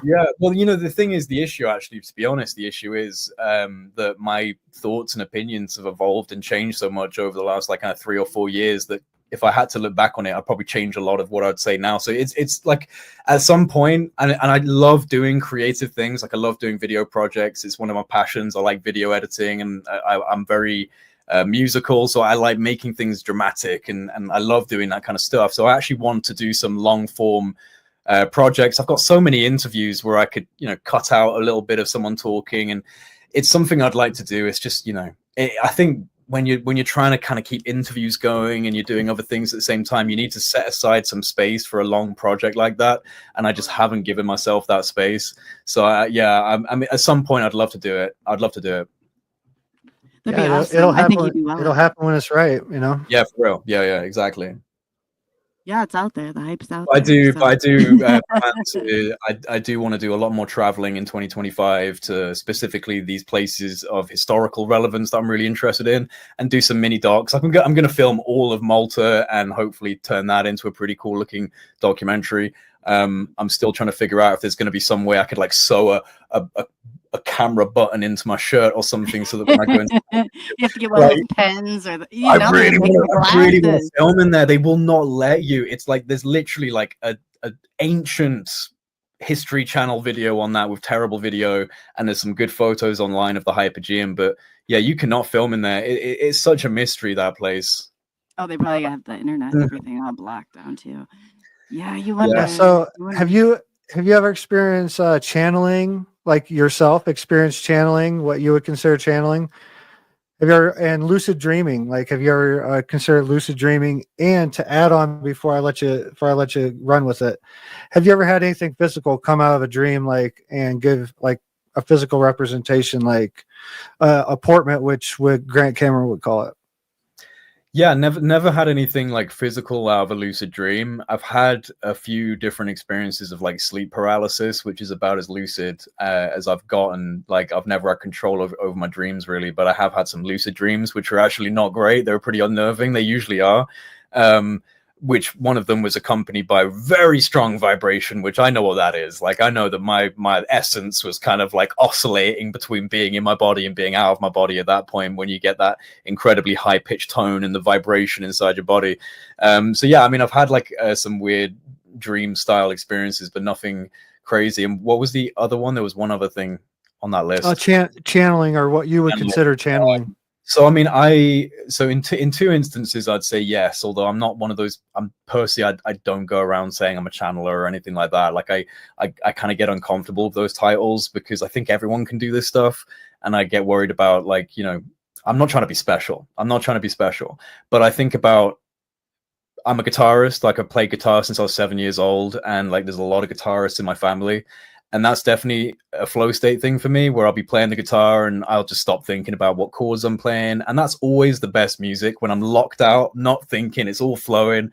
That's always the best music. And it does happen when I'm writing as well, when I feel very inspired to write down an idea, and it'll be like 2 o'clock in the morning, and I'll just have like a little bit of an idea, and I'll write a sentence, and before I know it, I'm just writing page after page after page, and I'm barely thinking about what I'm typing.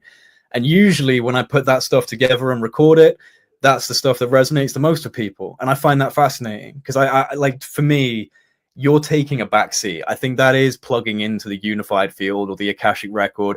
You know, you're a conduit for something at that point. And I only say that because I've noticed that when I'm in those states and I actually write those thoughts down and I put it into a format and I show it to the world via my YouTube channel, those are the things that really do seem to resonate with people. So for me, I'm like, right, well, you know, I'm happy that I was able to do that, but it's not really coming through me. So I would call that a flow state or a download or channeling. But I think it's actually just you opening up the aperture of your own mind. You know, it's always there, that channel. Like I kind of consider the imagination an actual bridge to another dimension almost. Like inside your head is access to this dimensional space that can't really be understood. And I can think of an orange right now, and I can see an orange in my head, even though I'm not seeing one in front of me, and there's certainly not one on the screen. So that's what I'm talking about, this weird space, this weird dimensional space. That seems to be where we plug into information. And that's where intuitive geniuses like Nikola Tesla and all these people, they were operating with that wider aperture. So I think we can all widen it. We can all widen it, but are you trying? Are you actually trying to do that? If not, then, you know, you're probably, you know, not going to have as many insights as someone who's actually attempting to open their consciousness up and is doing the meditation or is doing the things that are needing to cleanse the body. And yeah, so I think we're all capable of doing that stuff, like downloading and channeling and all of these things. And I'd say it comes out for me in guitar playing sometimes, and it comes out for me when I'm very intuitively inspired to write down an idea. Beautiful. Yeah, I couldn't agree more. You know, I go into flow states definitely with the didgeridoo, and that's, you know, it's a combination of, you know, basically ecstatic breath work or whatever, you know, or labored breath work, and then, you know, just it's pretty amazing. And I know what the flow state feels like for a musician, so I can totally relate. Yeah, it's pretty amazing. I've channeled before, and the reason I asked that is because I see a lot of similarities in, you know, things that you say and what we're talking about. But I've was channeling part of my growth pattern. I went through this process of channeling. I channeled Archangel Michael, Jesus, Palladian, and one time I was channeling Osiris, and I was going back and forth and like channeling Osiris and Jesus back and forth, like both at the same time. And finally I was always coherent during this channeling, like this a verbal channeling I used to do, and I was coherent during this channeling, and Drew kind of from the back, like consciously asked, like, you know, both you guys sound like the same vibration, you know, it sounds like the same vibration coming. And that's when everything stopped. I haven't channeled anything other than source since then. And the first channeling come through in this message was, I'm the source of all creation. And because I was also questioning at the time in my mind, just a thought of why people call this thing source. Why is that? Why are people calling this thing source? And then it spoke to me. It said, I'm the source of all creation. You are the creator through the power of manifestation. Step into your power to facilitate upcoming evolutionary shift. And that's when everything started taking a whole nother change. You know, I went from the ceremonies and I'm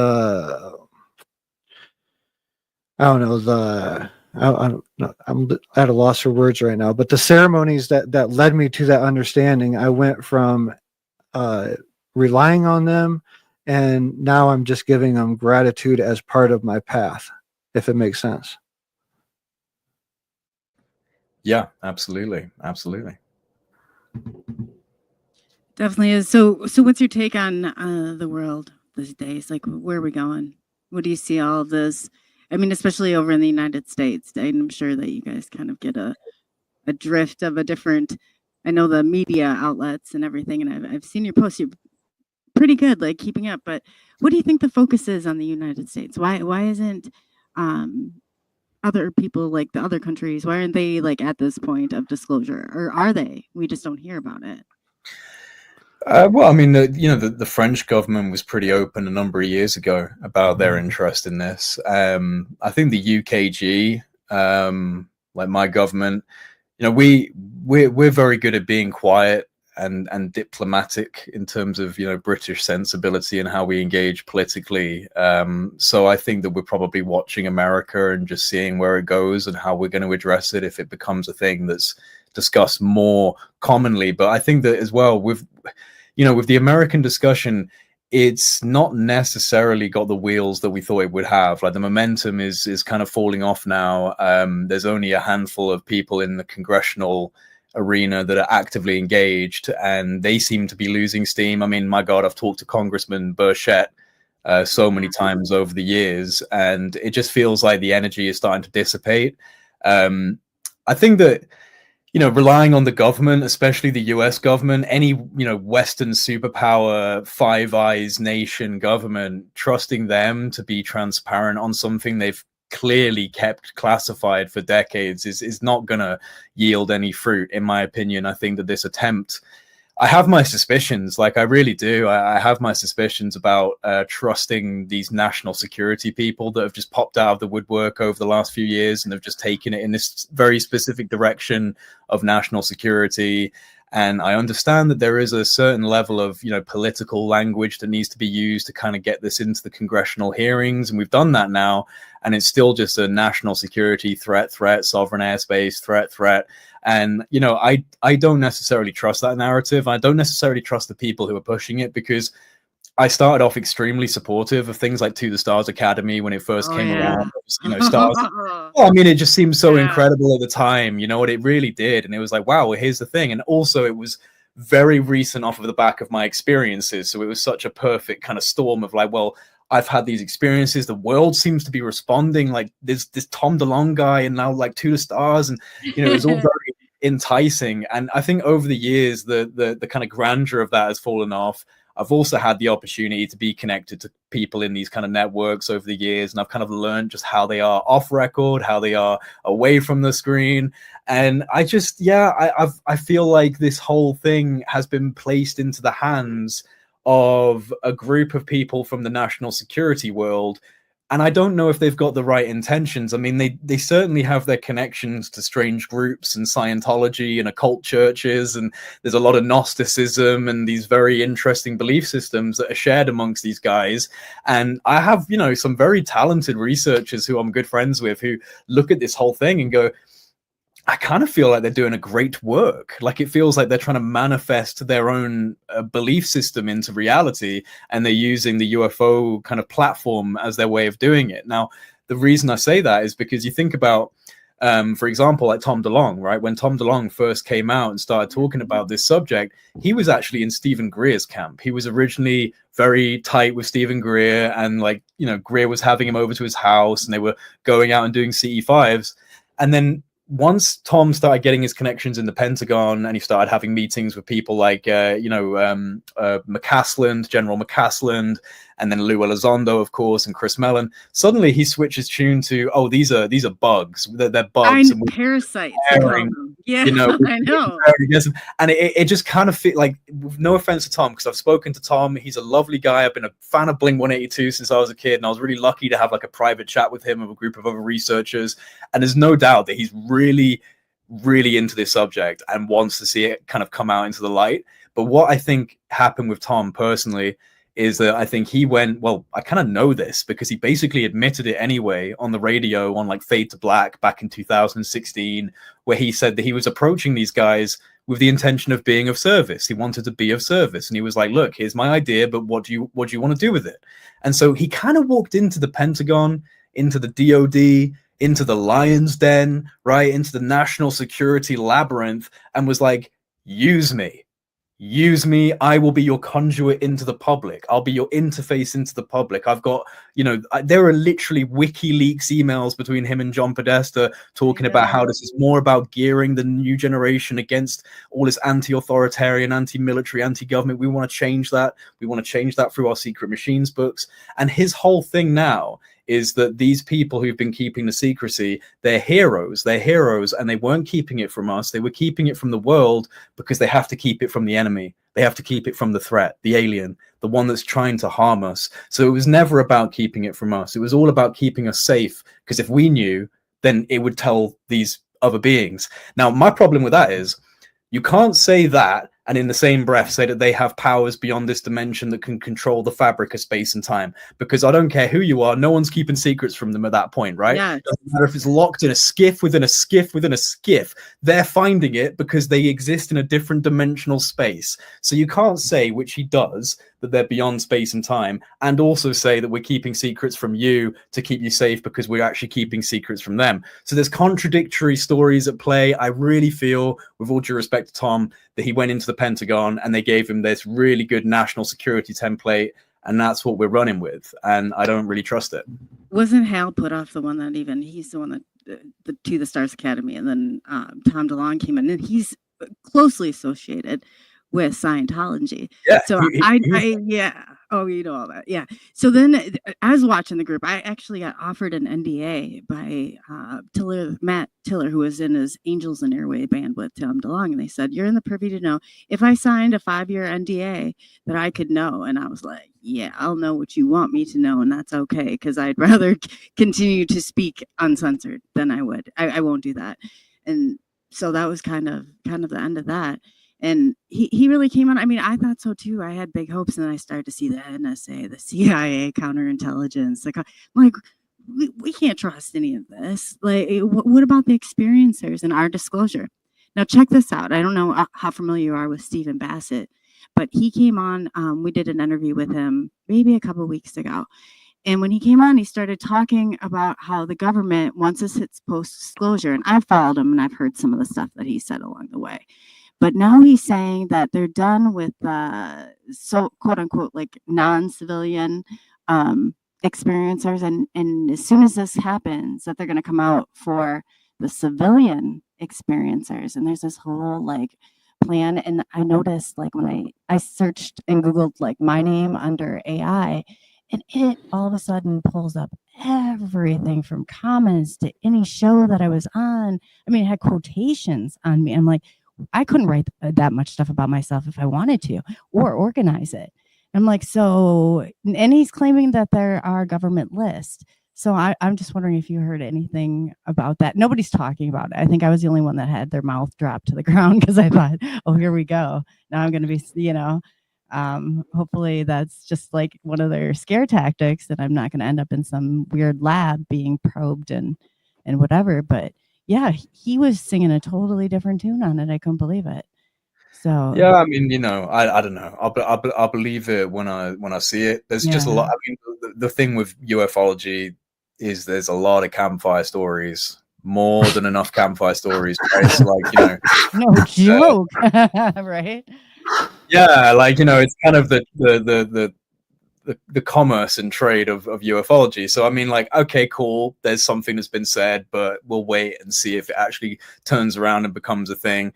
With experiences, with removing experiences from the conversation, I can understand from like a bureaucratic point of view with this particular like method of trying to talk about UFOs, why they wouldn't jump into experiences initially. And, I can understand that. But again, I don't really trust this disclosure process. I think it's kind of like a fake smoke and mirror type of a disclosure process. And, I don't belong in any camps. So Stephen Greer was definitely right? No. He was like the first catalyst for me. He really was. Like, when I didn't know anything about ufology. I was shown Unacknowledged, this documentary, and it really opened my eyes up to it. So and it introduced the concept of CE5, which then I started trying to do, not his particular method, but just the basic concept of doing CE5. And that's how I had my experiences. So I know he's telling the truth about CE5. I know that's right. I don't care what people say. I know he charges a shit ton of money for it. And yeah, there are questionable things that Greer does. Nobody's perfect. Nobody's a saint. But I think that Greer, honestly, was kicking down doors. He was doing the national press conference. He had a whole team of whistleblowers. He was making moves. He was getting millions of views through Netflix documentaries. Let's not underestimate how much he was basically the guy at the front, okay, on this whole thing. And then they poach people from his team and put them into To the Stars Academy. You know, Dr. Gary Nolan, he was part of Greer's team. Tom DeLonge, he was on Greer's team. Hal Puthoff, he gave Greer testimony back in the day. Like, so many of these people were working with Greer, talking with Greer, shaking hands with Greer. And then once Tom DeLonge went to the Pentagon and presented this template of To the Stars Academy, they basically kneecapped him. I mean, the way it went down with like the Atacama humanoid and everything, that's shady stuff. Yeah. That's what got me blocked by Gary Nolan. When I brought up the Atacama humanoid on X, that's when Gary Nolan blocked me. Although Gary Nolan has blocked like pretty much 90% of ufology at this point. I don't really you're doing something good when that happens. I don't really blame him for that. I kind of want to block 90% of ufology sometimes, but yeah, like he took issue with me bringing up the Atacama humanoid, and that's a very strange situation. You know, he was on Greer's team, and then the day before the premiere of the documentary, he comes out and says this is human, and then like a year later at a conference, he says he can't definitively say which way it is, and so he doesn't want to comment. So he tanked the documentary, he kneecapped the documentary, and then he moves over to the Stars Academy of Arts and Science. So, like, you know, there was all this shady swapping and switching of people and alliances. And I honestly do think that despite his shortcomings, I think Greer represented this uncontrollable asset. Like he's saying no. He wants to bring legal consequences to the black budget, to the special access program world. He's not backing down. And I think that this was basically a method of removing this uncontrollable, dangerous asset that wants to just bring this out. What do we call it? Catastrophic disclosure, right? That's the kind of disclosure that Greer was pushing, catastrophic disclosure. And this more managed, this more channeled, bureaucratically handled, government stamped and approved thing. This is the template that we've been given instead of that. And I don't know if it's a better template, to be honest. I don't know. Time's gonna tell. We do have one question. We do have one question from the chat that been blowing me up on my personal. Sure. Do you have your own music? And if so, where can the people find it? And this will lead in. And you can lead this right into wherever we can find you at, Project Unity on X and all that. Give out those. I know you're running short on time. So, yeah, if you have music out there, where can we find it? I don't really have. I used to DJ, so I was really into my DJing for a while. I actually played at like Ministry of Sound in London, which is a pretty big club in London, and like that was like part of my life story for a bit. So I have a DJ account, but I like honestly never upload to that, and I sporadically have uploaded random pieces of guitar music online, and I did record a hip hop track in New York, which was pretty cool because I'm a massive hip hop head. You know, so like these things are floating in the ether, but I'm not going to bother linking anyone to that stuff. You can just check me out on Project Unity on YouTube and on X, which is where I'm really active, especially since YouTube has decided to demonetize me recently for no good reason whatsoever. You can find me on the Project Unity. That's on X. So Project Unity. That's where you'll find me. I'll get those all out there too, and get those in the descriptions everywhere, and make sure. So if you just get me a list, and I can get them out. But yeah, I loved it. Now I'm gonna try and find this rap video. I think that'd be great. I'll send you a link to it. Yeah, you definitely have to. I'm gonna meditate. I'm gonna meditate to it. I'm gonna collapse. I'm gonna bust your arms at the end. It's been really good, guys. But Jay Anderson, Project Unity, thank you so much for being here. Jay, we have to do this again soon. And it's been an amazing conversation. Thanks for everybody that joined us today. And I'm sure this is. I hope this spreads wide and far. And this has been a great conversation. Absolutely. And Jay, we're definitely going to have to bring you back on because you got a lot of stuff. When are you going on your trip? So just so we know we can get near the beginning of February. Near the beginning of February.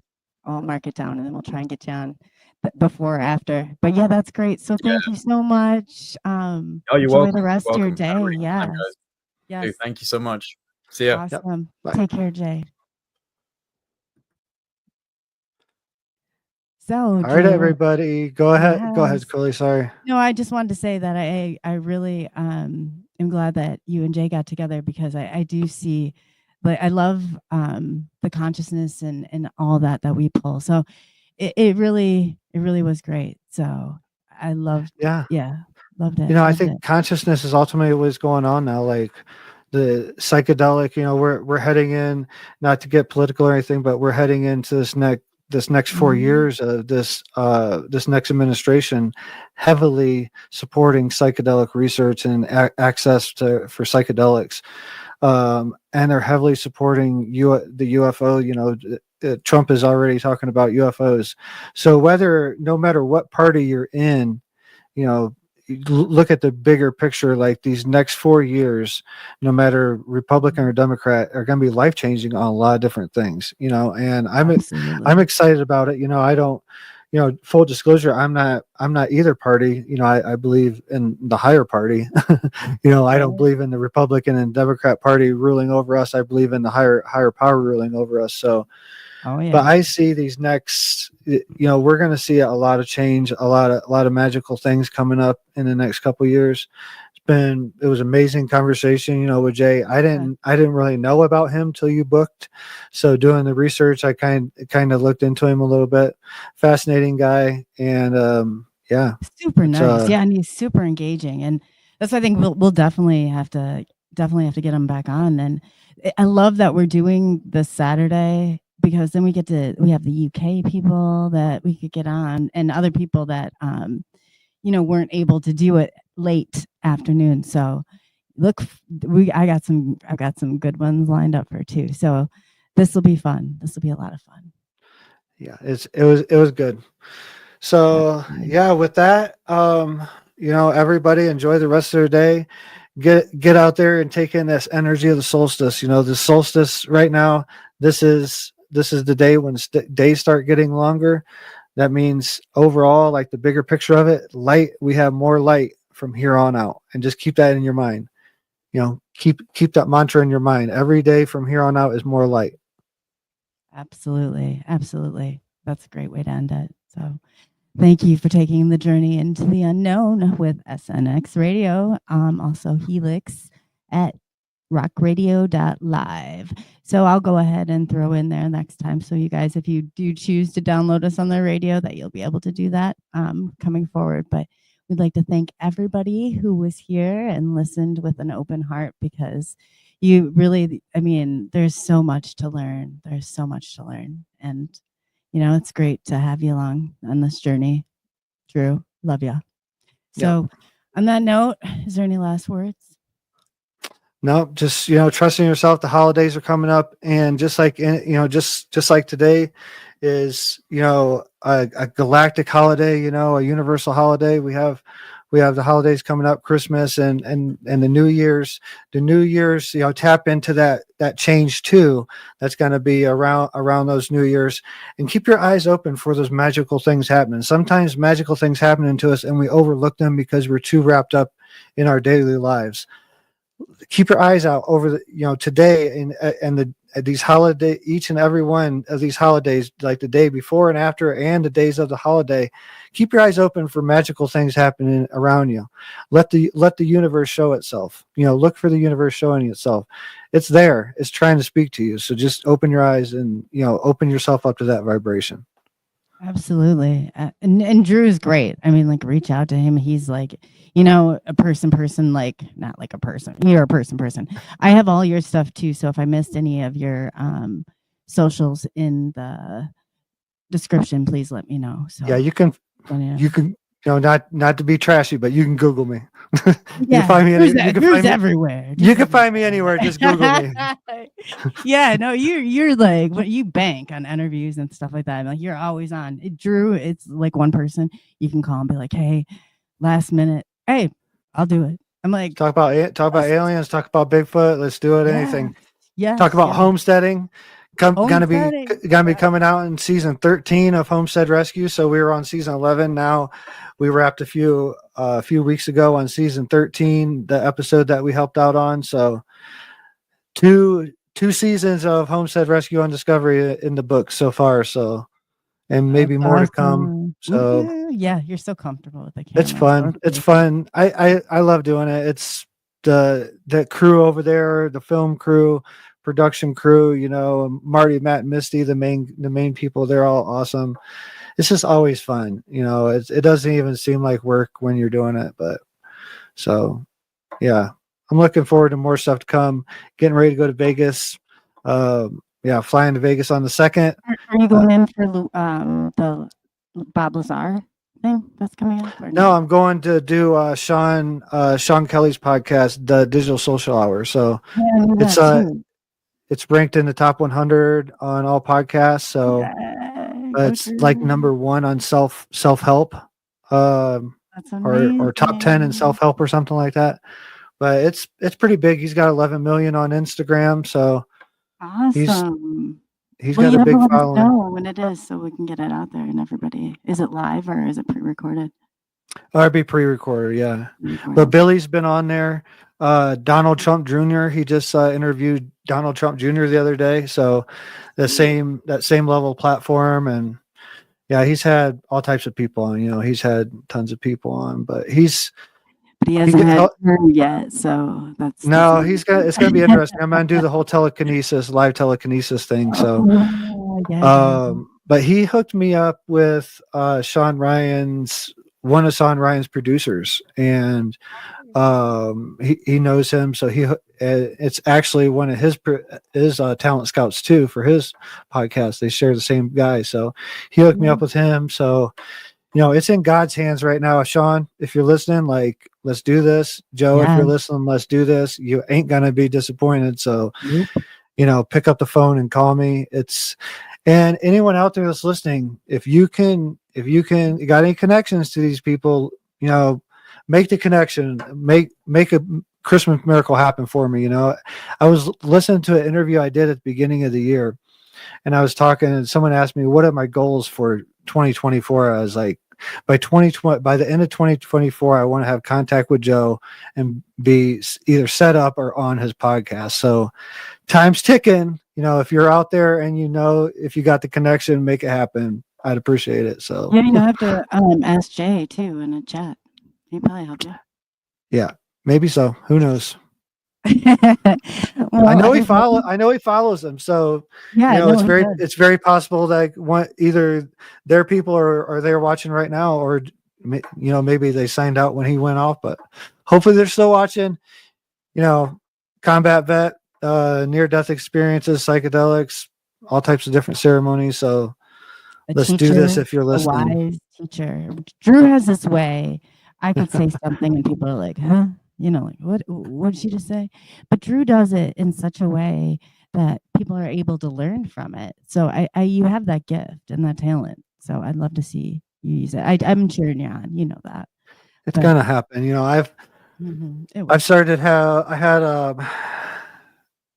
my cliche thing is I have a dream before something big happens like that. And I had a dream I was like in the green room, getting ready to go either on Joe's Joe's show.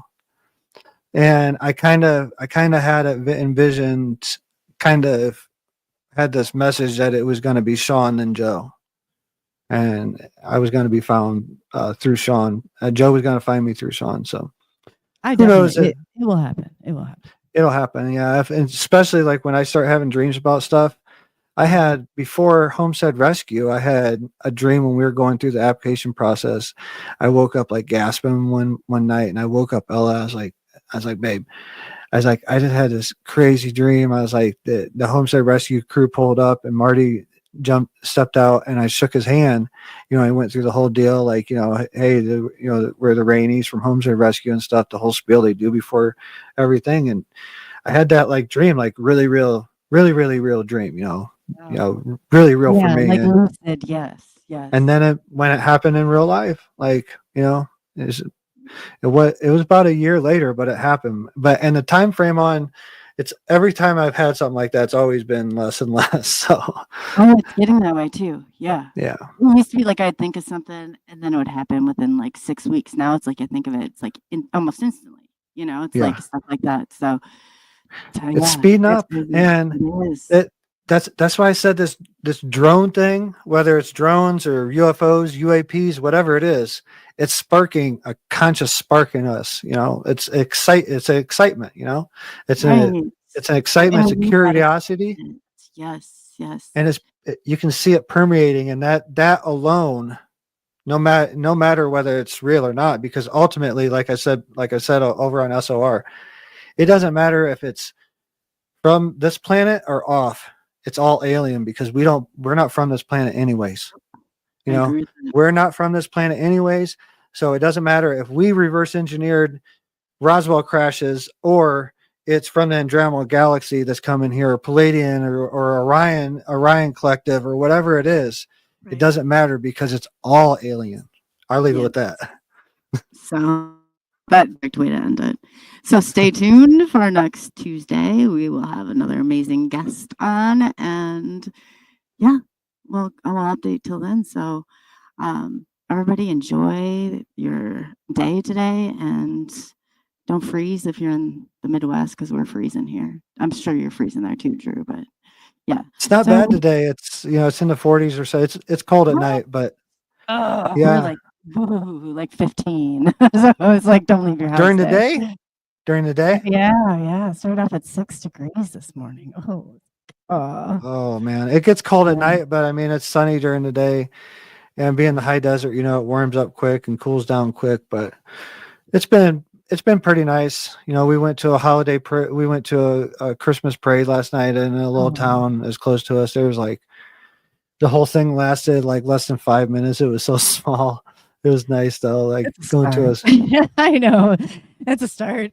Yeah, it's nice having little kids though. They're both walking now, and Hawk's potty trained, and so it's really nice to being able to enjoy the holidays again. Having kids allows you to relive your childhood in a way a little bit. So it's been really nice. Magic back, yes. Yeah, this is the office, and I got a pile of stuff over there. This is the hiding spot, for the kids. If I were a kid, I'd been I was on a mission to find out what I got. But yeah, this is Santa's workshop out here. So oh, that's cool. That's cool. Yeah. Well, you enjoy your day too, and then we'll be in touch. And look for us next Tuesday. What am I talking about? Sometime. Yeah. We'll be releasing more as it comes along. But yeah, there'll be sometime. And if sun pops up, we're gonna be back earlier. So yep, we will sure do that. And for everybody, we'd like just to thank you once again for listening, and we will see you soon. I am. Take the journey, come on, let's go. Oh yeah, where the stars and secrets glow. Some Nation X radios glow. In the night, we'll ride the show into the unknown, where mysteries are shown, dance to the beat we own. Come with us and let it go. Night sky whispers in the dark. Secret trails will leave a mark. Follow close, ignite that spark. We're on a ride, it's just the start. Into the unknown, where mysteries are shown. Dance to the beat we own. Come with us and let it go. Feel the rhythm, feel the night. Every heartbeat, pure delight. Mysteries come to light. Hold on tight, it's out of sight. Into the unknown, where mysteries are shown. Dance to the beat we own. Come with us and let it go.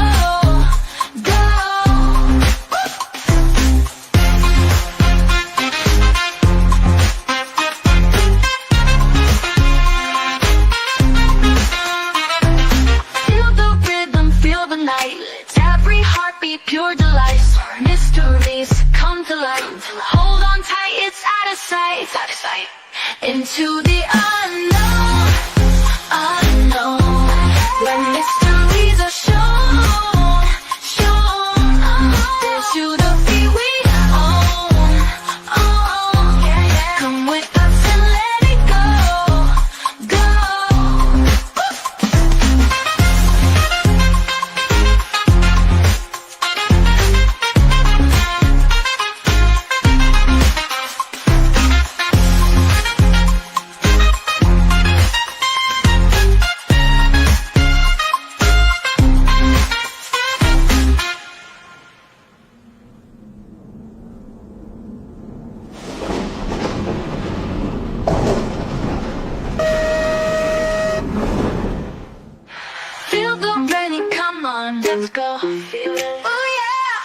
where the stars and secrets glow so bright.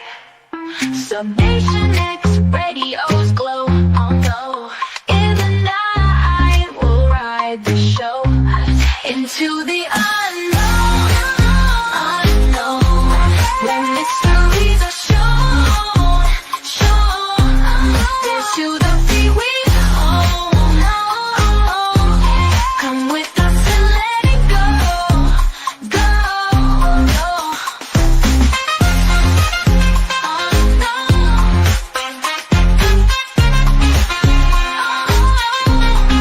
Mysteries are shown, shown, shown. Dance to the beat we